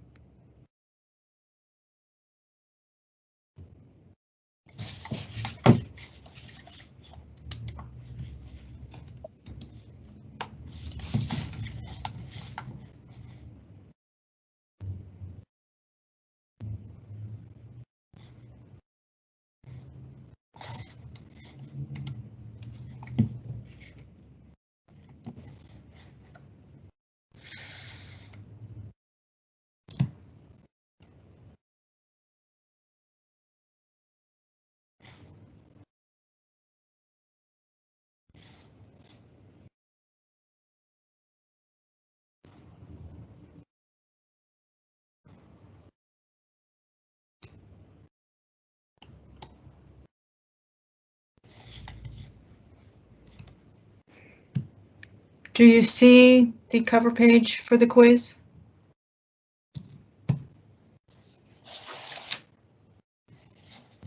Yes. Thank you. Okay. Yeah, I do. Okay. Hi, I'm Lisa, and I'm going to go over how you can access the quiz. It's pretty straightforward. One will be from the training website, which I will unlock the quiz in just a moment. And the other way is toggling back in the Teams to the training website. So once you get to the website, you should see, and click on quizzes, you should see this. And hold on one sec. And yeah, it's going to crawl right up there. That's where quizzes is. Okay, you should pretty much be able to find that. If anybody has an issue, raise your hand and staff will try and help you. Okay, I'm unlocking the quiz. Give it a second. You may have to hit refresh. And the link to the quiz will also be pasted into the chat by our moderator. Yes, Jenny? I have posted the link to the quiz Thank you. in the chat. Okay. And we will have 15 minutes to take the quiz. And please read the quiz question carefully. Some of the quiz question you will need a little bit more into the answer we provide. And the other quizzes will be locked until it's time to take them. Okay, so you can only select quiz 1 at this time. And we will go over the answers and as well as answer additional questions after the time allotted for taking the quiz. Okay, this should be what you see when you start the quiz. And you have to answer every question before you can advance to the next screen, as well as before you can submit your quiz, but you can only take the quiz once. And we won't score you individually, but we do score the class as a whole, and we will give feedback on the results, answers versus what is the correct answer, so that we can learn both how we're doing as well as so you can see if there are some areas that you might need to focus on. Okay, so we are underway. We have 15 minutes, so we will come back at 3:22 to review the quiz. Did we post it in the chat room, the link? It should be there. I can't see it right now while I'm presenting, so I'm going to leave this up. And I don't see it. all right. I just posted it again on the chat.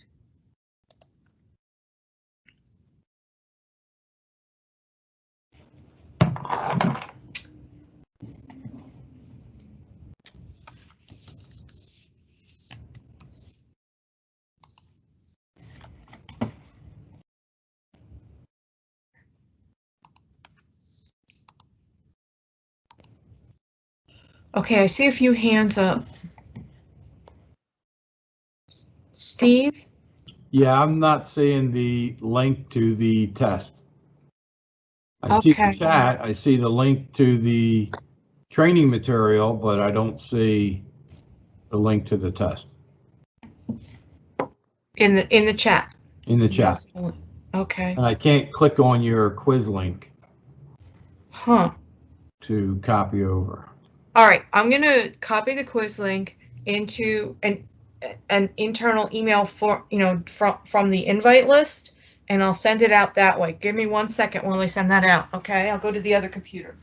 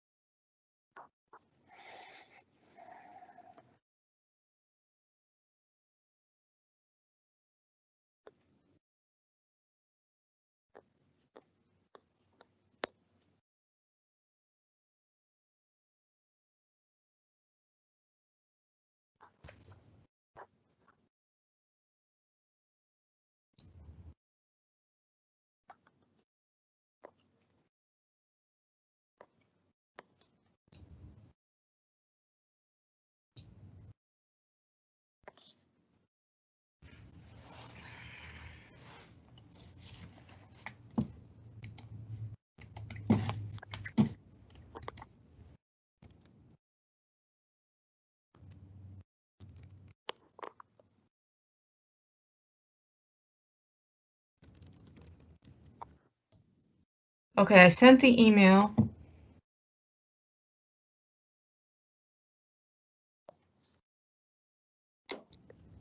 With the link. Hi, Lisa, you have your chat being shared on the screen. Sorry. Thank you. I forgot to move that.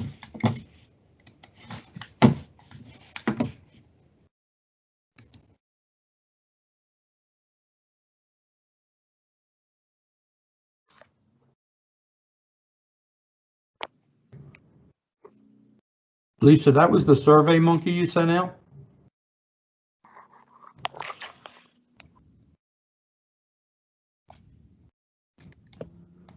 Yes, it was a Survey Monkey link.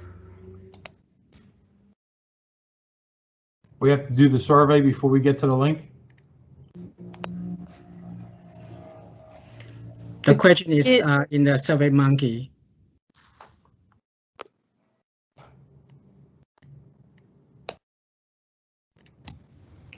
Sorry, I dropped out of the meeting. Everything okay now? Can you? All right, I will reshare the screen.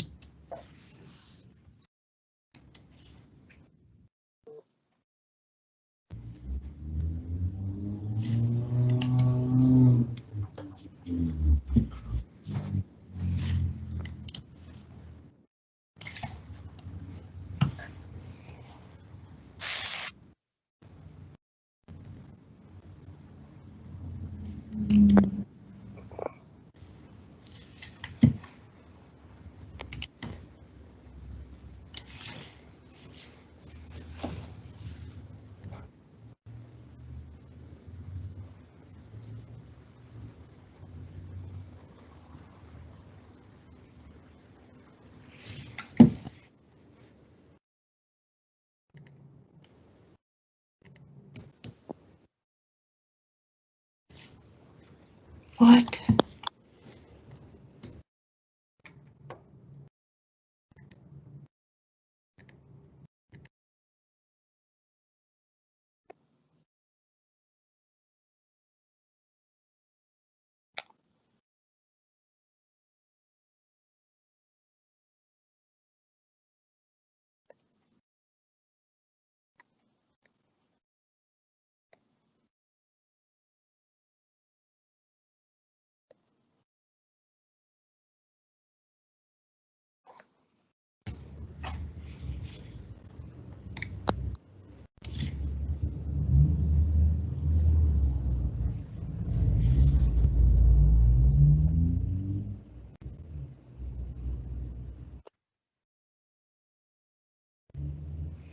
Is there anyone who has not been able to get the quiz to open?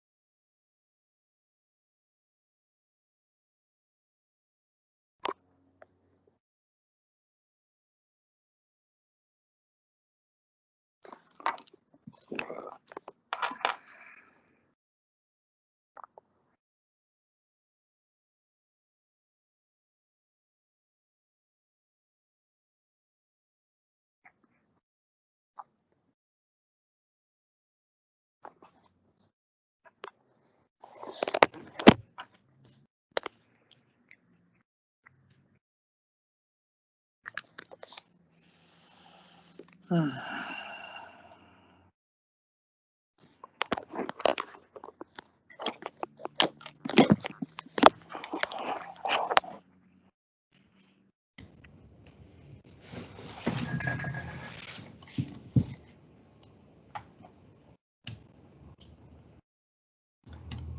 I see a few hands raised. If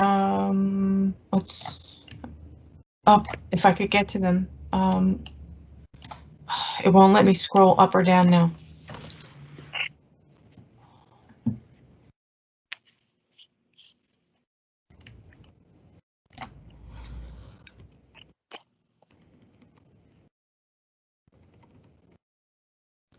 Maria, you have your hand raised. Unmute yourself if you can and tell me the issue.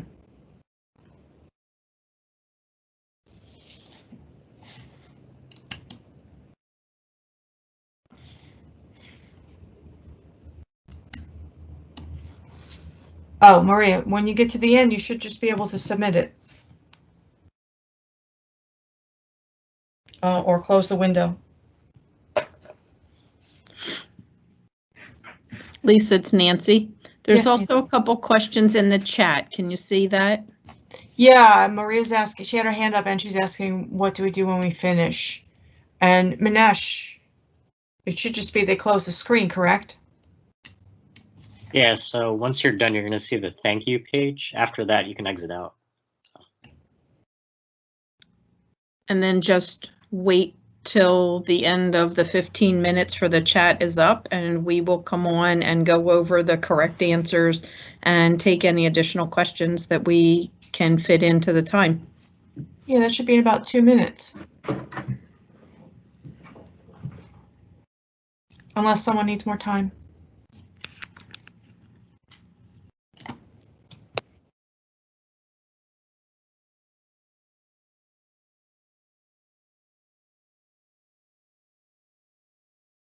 Okay, we still have people taking it because the number of completed responses does not match the total responses. Let me refresh.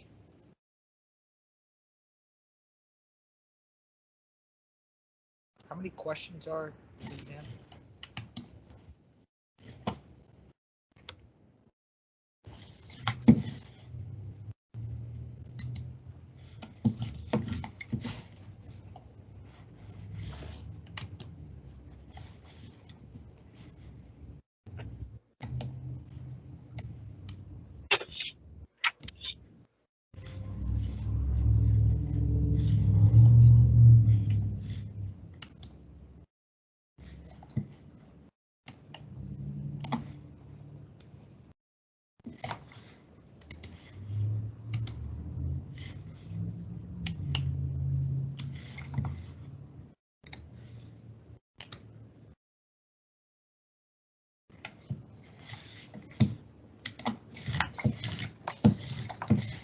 Does anyone need more time? Can you raise your hand? Okay, we have a couple hands raised. It looks like I have 10 people not finished.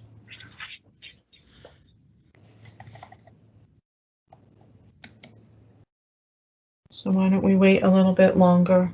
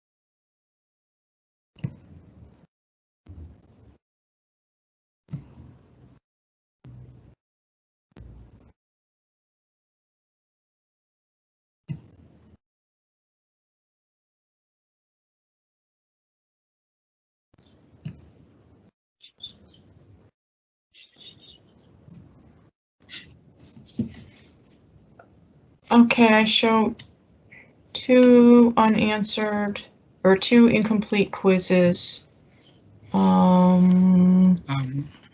Do we have questions at this point? We have Nicole raise her hand. Is that any issues? Or you need, okay, or you need more time? Okay, thank you. Bernie, although there are 4 sessions, the 4th session is strictly design examples. So there are no quizzes for that section. Quizzes 2 and 3 correspond to the module number in which they are taken. So when we meet on Thursday, the quiz questions will be based on that presentation. Okay. All right, so let's see. I just have 1 unanswered respondent. Is anybody still in the quiz? And Maria, I will send another invite tomorrow to the people who are on the list after I remove the people who canceled for today. But I will. All right, so that should go out in the morning. All right, I have 325. I'm showing 1 unanswered quiz. Out of 139, I don't think that's going to skew the percentages. So shall we get our review underway or shall we wait? What say we all? Let's go. Yeah, let's, I think we can move on and have the quiz review. Okay, Anthony, you have the floor. Okay, thank you. So let's begin the review, and then we can take any additional questions at the end. I think we have time to do that. So we'll start with question 4. The 6 minimum measures are required by what type of mandate? The answer is A, federal. So that is something that Kristen covered. The NIPTE's Phase 2 stormwater regulations require the 6 minimum measures to be implemented for small MS4s. So this is mandated at the federal level. Lisa, what's the percentage correct on this? 67%. Wow. Okay. Well. Do you want the breakdown of the other answers? Yeah. How many for D, municipal? None. None. Okay. Well, that's good. All right. Well, that's it. Yeah, but 44 of the respondents said state, which is 32% of the total answers. Okay. So that's, yeah. It's federal. So hope everyone knows that now. Okay, question 5. Reviewing site plans is required to comply with which statewide basic requirement? And the answer is the post-construction stormwater management. It's a part of the stormwater basic requirements that the permittee develop, update, implement, and enforce its stormwater management program to address stormwater runoff from both the new development and redevelopment. This is probably something that I guess people confused with the minimum control measures from the previous question. Maybe that's where state came in. What's the percentage correct on this? 72. We had 14% replying for pollution prevention, good housekeeping, and we had 12% replying that it was illicit discharge detection and scour prevention. Okay, yep. This is post-construction stormwater management. Okay, the next question. Yep, so who is responsible for enforcing the post-construction stormwater management program? And the answer is D, the MS4 permittee.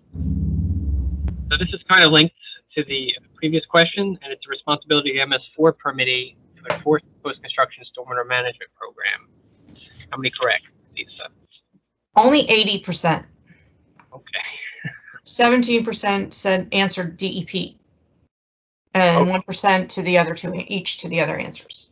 Yeah, it comes down to the MS4 permittee through that permit. So, Next question. What is the definition of a major development under the MS4 permit? And the answer is B, all development projects that result in land disturbance of 1 acre or more.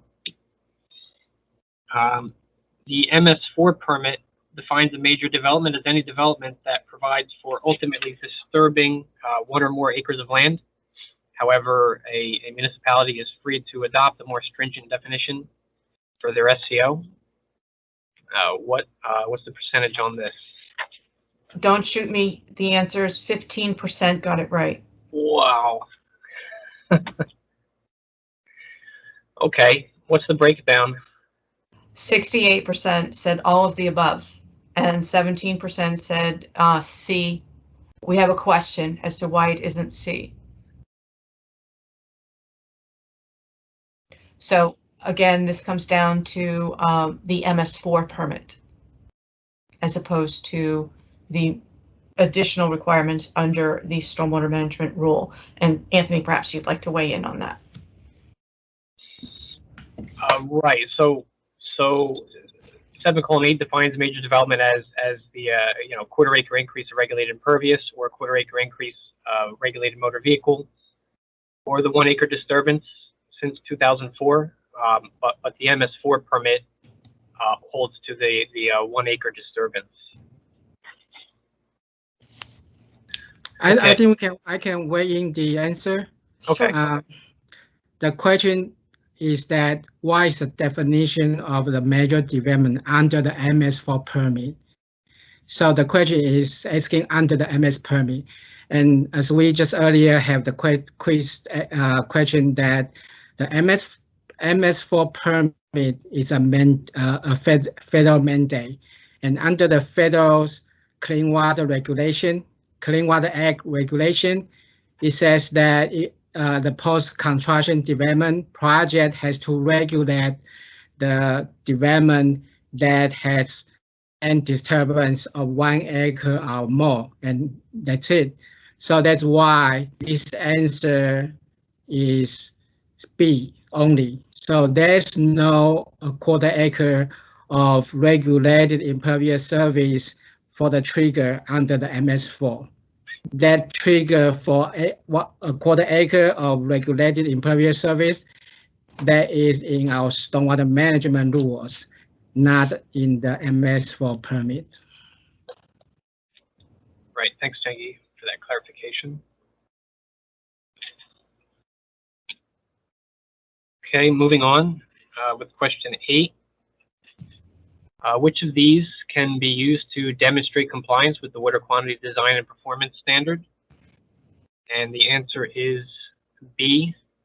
Design a stormwater management measure so that the post-construction peak runoff rates for the 210 and 100-year storm events are 50, 75, and 80% respectively of the pre-construction peak runoff rates. I'd like to pay close attention to the wording here, but that was covered in the stormwater overview presentation.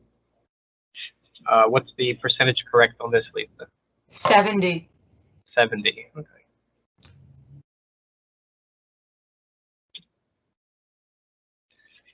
Okay, question 9. Which of the following is the New Jersey water quality design storm? And the answer is A, 1 1/4 inches in 2 hours. And so the New Jersey water quality design storm is a storm event with a variable intensity that results in 1 1/4 inches of rainfall in 2 hours. How many got A, Lisa? 86%. We had 9% selecting B. Okay, so not bad. Nope.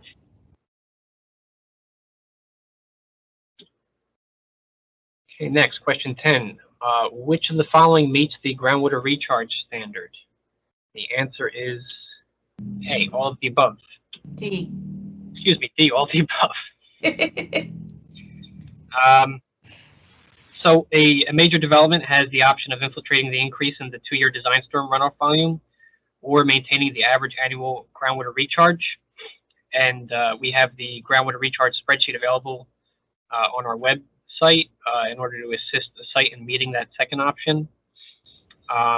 The exception is if the site is within an urban redevelopment area, PA1, and is fully developed, or portions of the site are fully developed, then the groundwater recharge requirement would not be applicable to those portions of the site.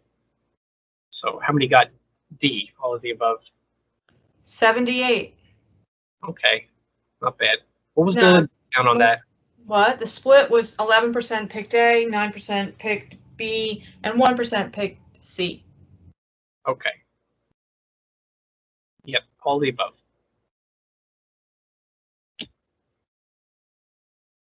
Question 11, true or false?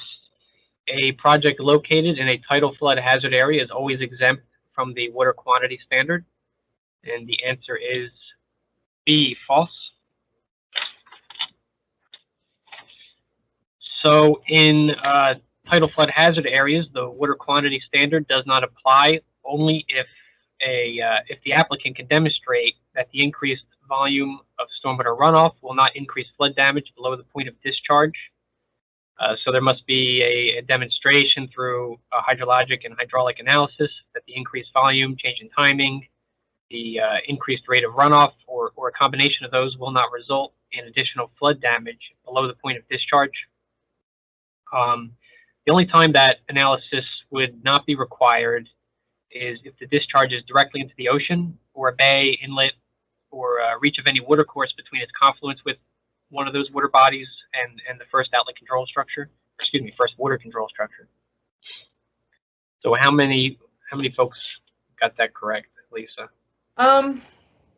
Well, the diagram says 68% and the answers below say 69%. So, but it also says one person skipped, which isn't theoretically possible. So we'll have to investigate that. So that is our 139th person. Gotcha. Okay.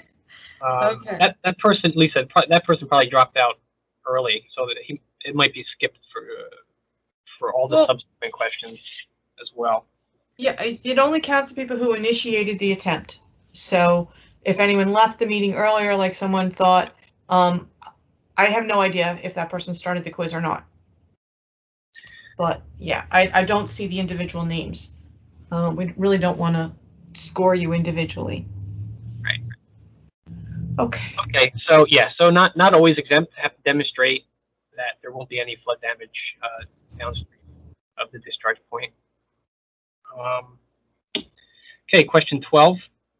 Let's see. True or false? BMPs from Table 5.2 can be used to meet stormwater quality requirements without a waiver of variance from NJAC 7:8-5.3. The answer is B, false. So a waiver or variance is required in order to use BMPs from Table 5-2 for stormwater runoff quality and groundwater recharge.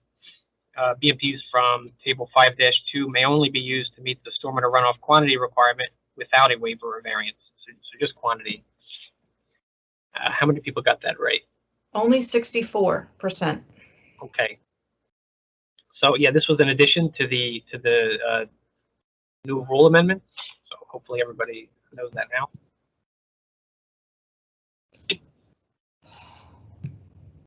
Okay, question 13, true or false? A gravel area used for vehicle parking during events that are regularly held may be considered a motor vehicle surface. And the answer is A, true. A surface that is intended to be used by motor vehicles beyond an emergency situation should be considered as part of the total motor vehicle surface. However, if a surface does not allow for motor vehicle use outside of an emergency, that the reviewing agency may determine that the area can be excluded from the total regulated motor vehicle surface. How many people got that right? 98%. Oh, wow, great. Terrific. I think that was actually a question in the chat earlier too, so that's good. I think no, that question was about irregularly used access road. Yeah. Okay. So related. So like a fire road is a lot, a pathway that has like bollards on it or something, so that vehicles can't normally drive on it. Right. Okay. Well, great. Okay. Question 14. Which of the following is required in a maintenance plan? And the answer is D, all of the above. So Manish covered this in the maintenance presentation. The maintenance plan must include preventative and corrective maintenance tasks specific to the BMPs used on site, the name, address, and phone number of the responsible party, and it must also include cost estimates. So how many people got this right, Lisa? All but 2. Wow, great. Mm-hmm. All right, so we're picking up towards the end of the quiz. Yeah. Okay. Sorry, was that Lisa? No, I was just laughing because this is the this topic that's for question 15 always gets a lot of questions in every presentation, or I mean every instance of SWMDR. So right. Go ahead. Yeah, and this session was no exception. So, which of the following cannot be the responsible party for a maintenance of the stormwater BMP? And the answer is, of course, D, a homeowner that owns only one home in a large residential development.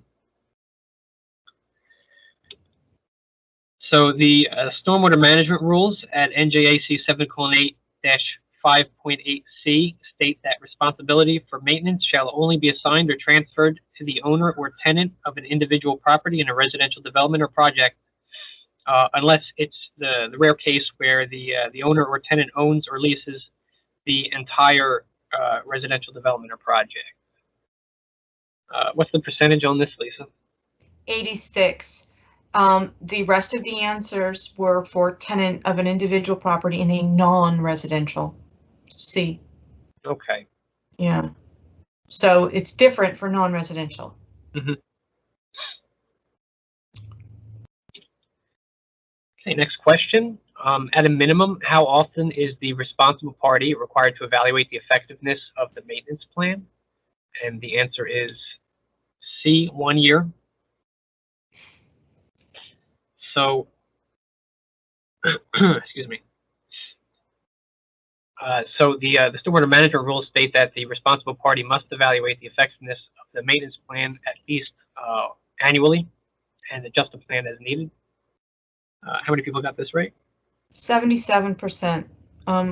What's an interesting point on this is that 17% put in 5 years as the interval, which, as you said, is not, the 5 year is not what's stated in the rule. Right. There was a point that I was going to make with this, and I lost my train of thought. Okay. I think that the answer A, if you have the answer A, then maybe that you there's a confusion with the period to readopt or re-examine your stormwater control ordinance.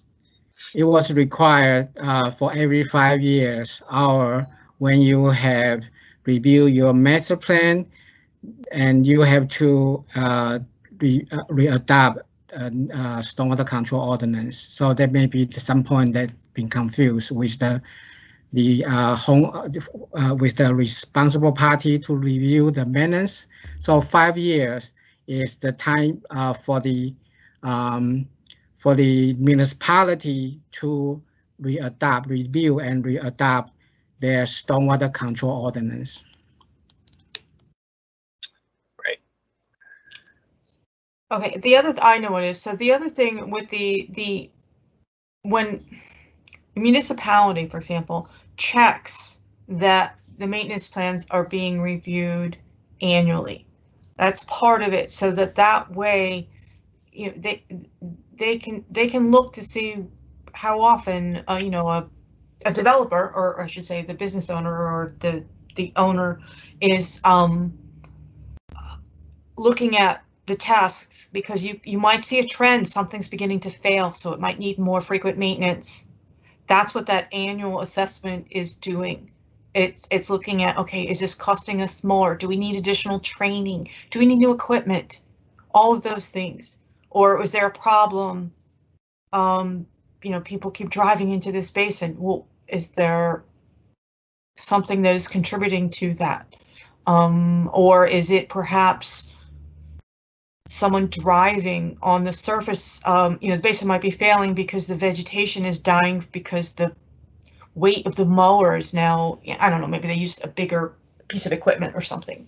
So these are all things that are part of the necessity for the annual evaluation of the effectiveness of the maintenance. Right. All right, great. Okay. Great. Sorry, there's a whole tangent, I know. Good to know. All right, question 17. True or false? All stormwater management measures must be recorded in a deed notice with a maintenance plan. And the answer to this is true. Per NJAC 7:8-5.2N, any stormwater management measure shall be reflected in a deed notice recorded in the office of the county clerk or the register of deeds and mortgages of the county in which development project or project site takes place. So, also there should be reference to the stormwater management plan. How many got this true? 88%. Okay, that's good. Yep. Okay, question 18. True or false? You must purchase a handheld GPS unit, such as a Trimble GPS unit, to complete the MS4 mapping requirements. And the answer is B, false. So Tim covered this in the mapping presentation, and you don't have to purchase an expensive handheld GPS unit to do the mapping. With the mapping app that was developed by the DEP, you can use your smartphone, tablet, or even a laptop to get the coordinates you need to complete the mapping. So no need to purchase a Trimble. If you have one, great. Otherwise, there are other options for you to use. How many got this correct, Lisa? 93%. Oh, well, that's good. Tim did a good job. Mm-hmm. 19, true or false? The department charges MS4 permittees a small monthly fee to use the ArcGIS online mapping tool. The answer to this is also B, false. The online mapping tool is available free of charge through the department. The department has purchased licenses at 50, like 50, 100, 150, etc. If you need a license to use the mapping app, please call Tim or send an email. He can sign you up for that. So this is the last question. Percentage correct on this, Lisa? I'm sorry, there was a question in the chat about CEUs. The answer is also 93%. Oh, good. Great. Okay, so that brings us to the end of Module 1. Does anybody have any additional questions?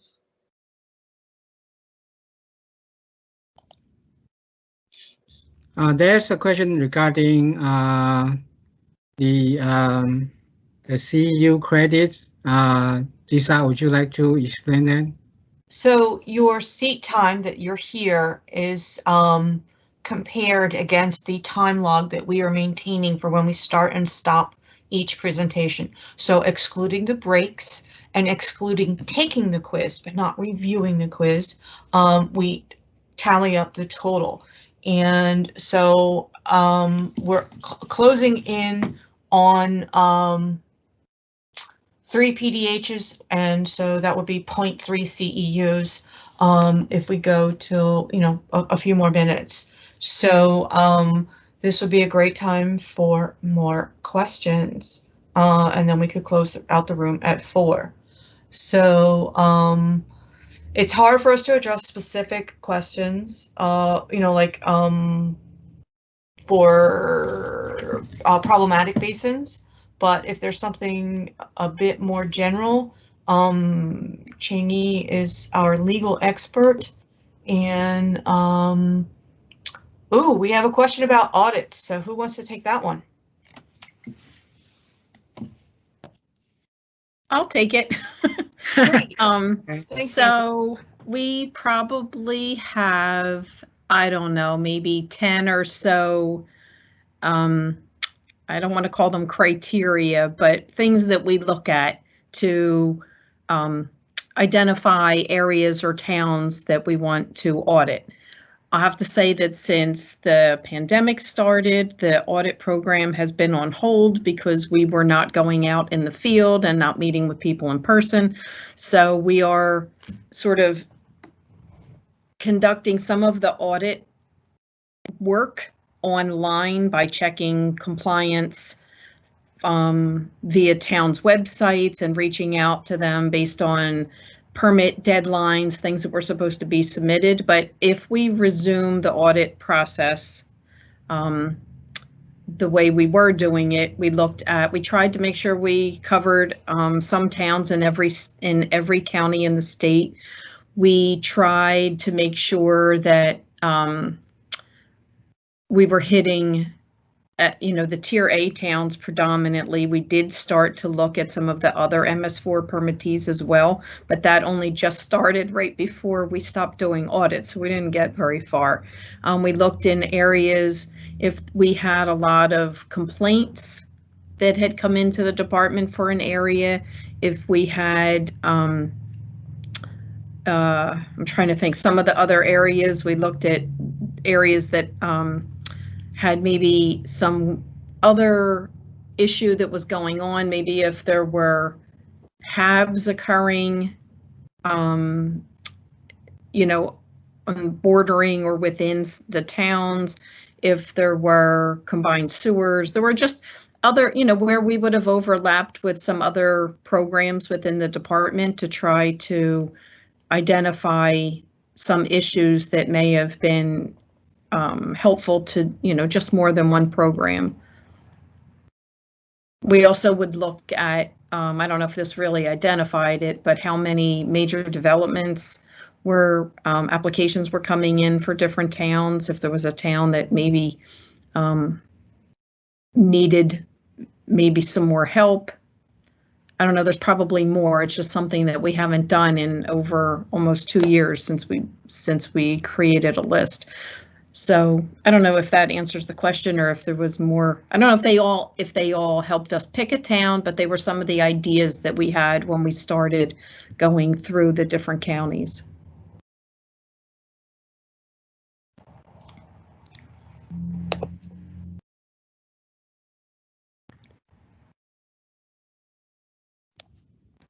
So we have another question.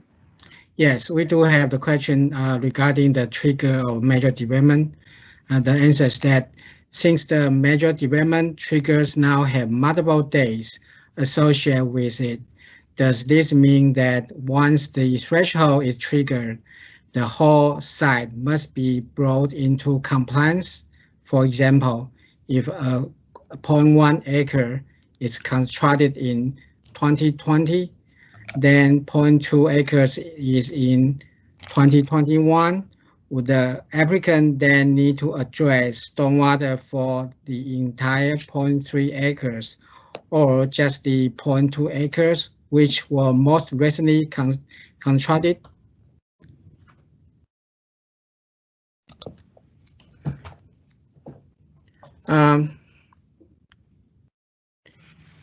I think I can answer this question.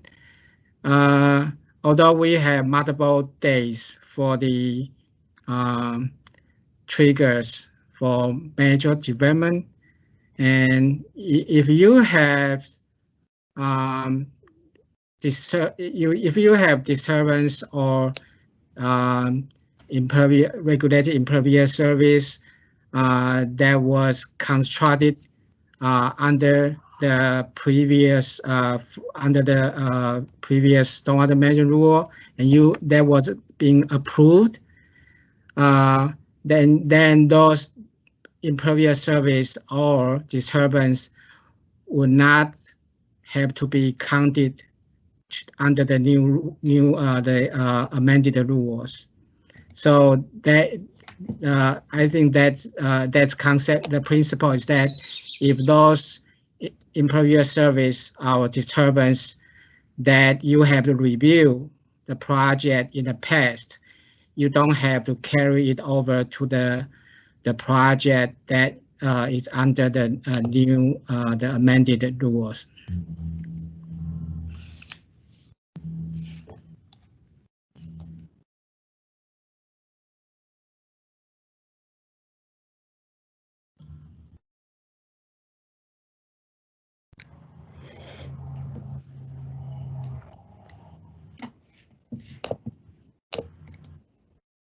of questions that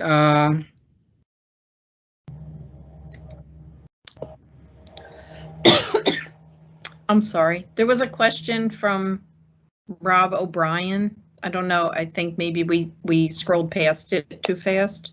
Uh-huh. Who is the responsible party for a detention basin that was constructed in 2001? I'm going to take a shot that I think we need more information on that.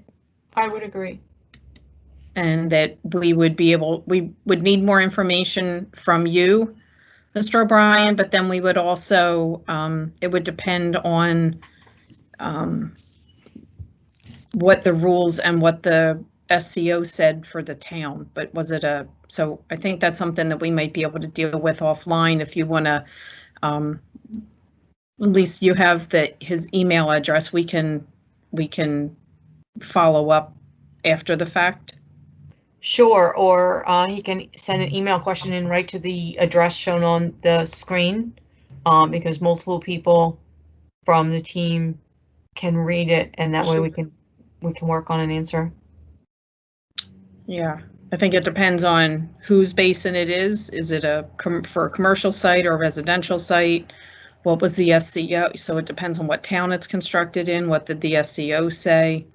Who owns it now? Yeah, there's a lot of information we need from you, and then we can explain what rules, if it was, I guess, ownership was, or not ownership, responsibility for maintenance was properly applied.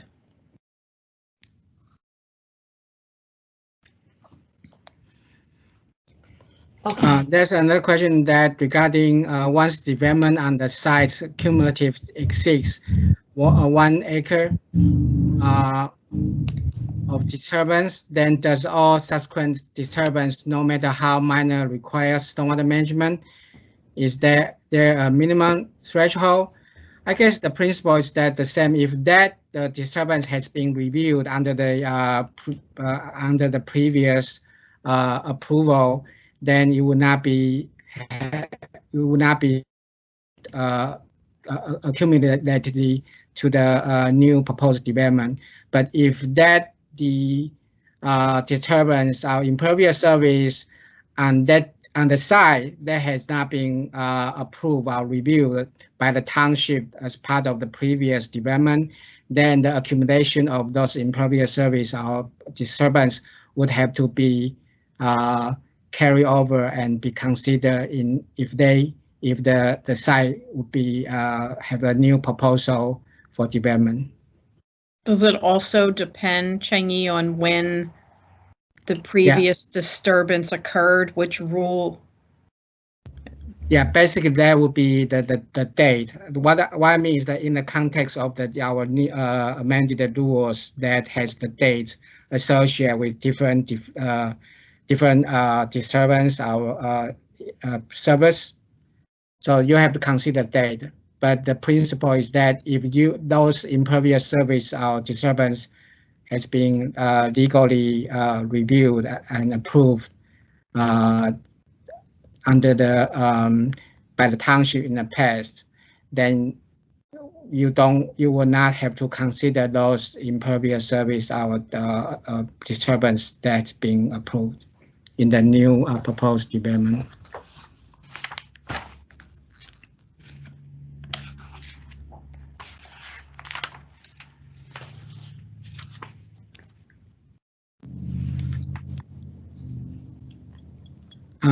I guess we have more questions, but I think our time is up to 4 o'clock. So should we conclude our training, and then if you have question we have not answered, should we you can stay in the chat and we can try to answer it, or we can reach to you offline to answer your question? Yeah, I think that would be fine. Anybody that wants to stay behind to go over questions or hear answers are fine, but anybody else that's that wants to leave should be able to go. Yeah, there's one question about regulated impervious surface to be newly collected by an existing stormwater conveyance system.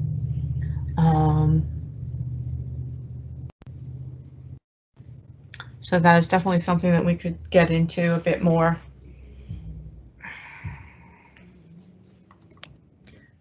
There is one question above that from Mike Galen. Yeah, I wrote an answer below. Oh, I'm sorry. I didn't scroll. It's fine. So, there's a couple of recorded videos on the website about what should be in a maintenance plan. They were from back when we had not the design review course, but the course for designers, and there was maintenance issues in that. They tie in to the maintenance forms that were developed. I don't know, Chengi, is there other maintenance related training that we have? So I just wanted to. Sorry, Nancy, you go ahead. I just wanted to say that there is a training requirement in the permit for the town, for the permittees to provide general training on construction activity and post-construction stormwater management practices. So I'm not quite sure what parts of this presentation, like you were starting to say for maintenance, if there's anything else that you were looking for. It is a requirement on the permittees to have it, but I guess we could talk about what topics you think would be helpful and if it's more than just maintenance.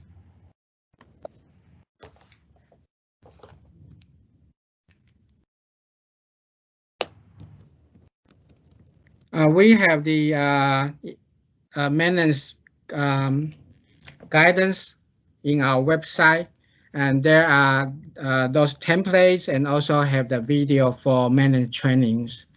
So if you want to get more training regarding the maintenance, you can go to our website and you can watch those videos.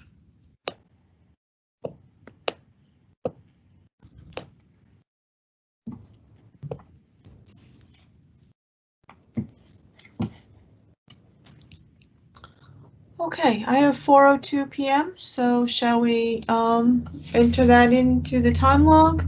I'll take an attendance report, and people who wish to leave are free to go.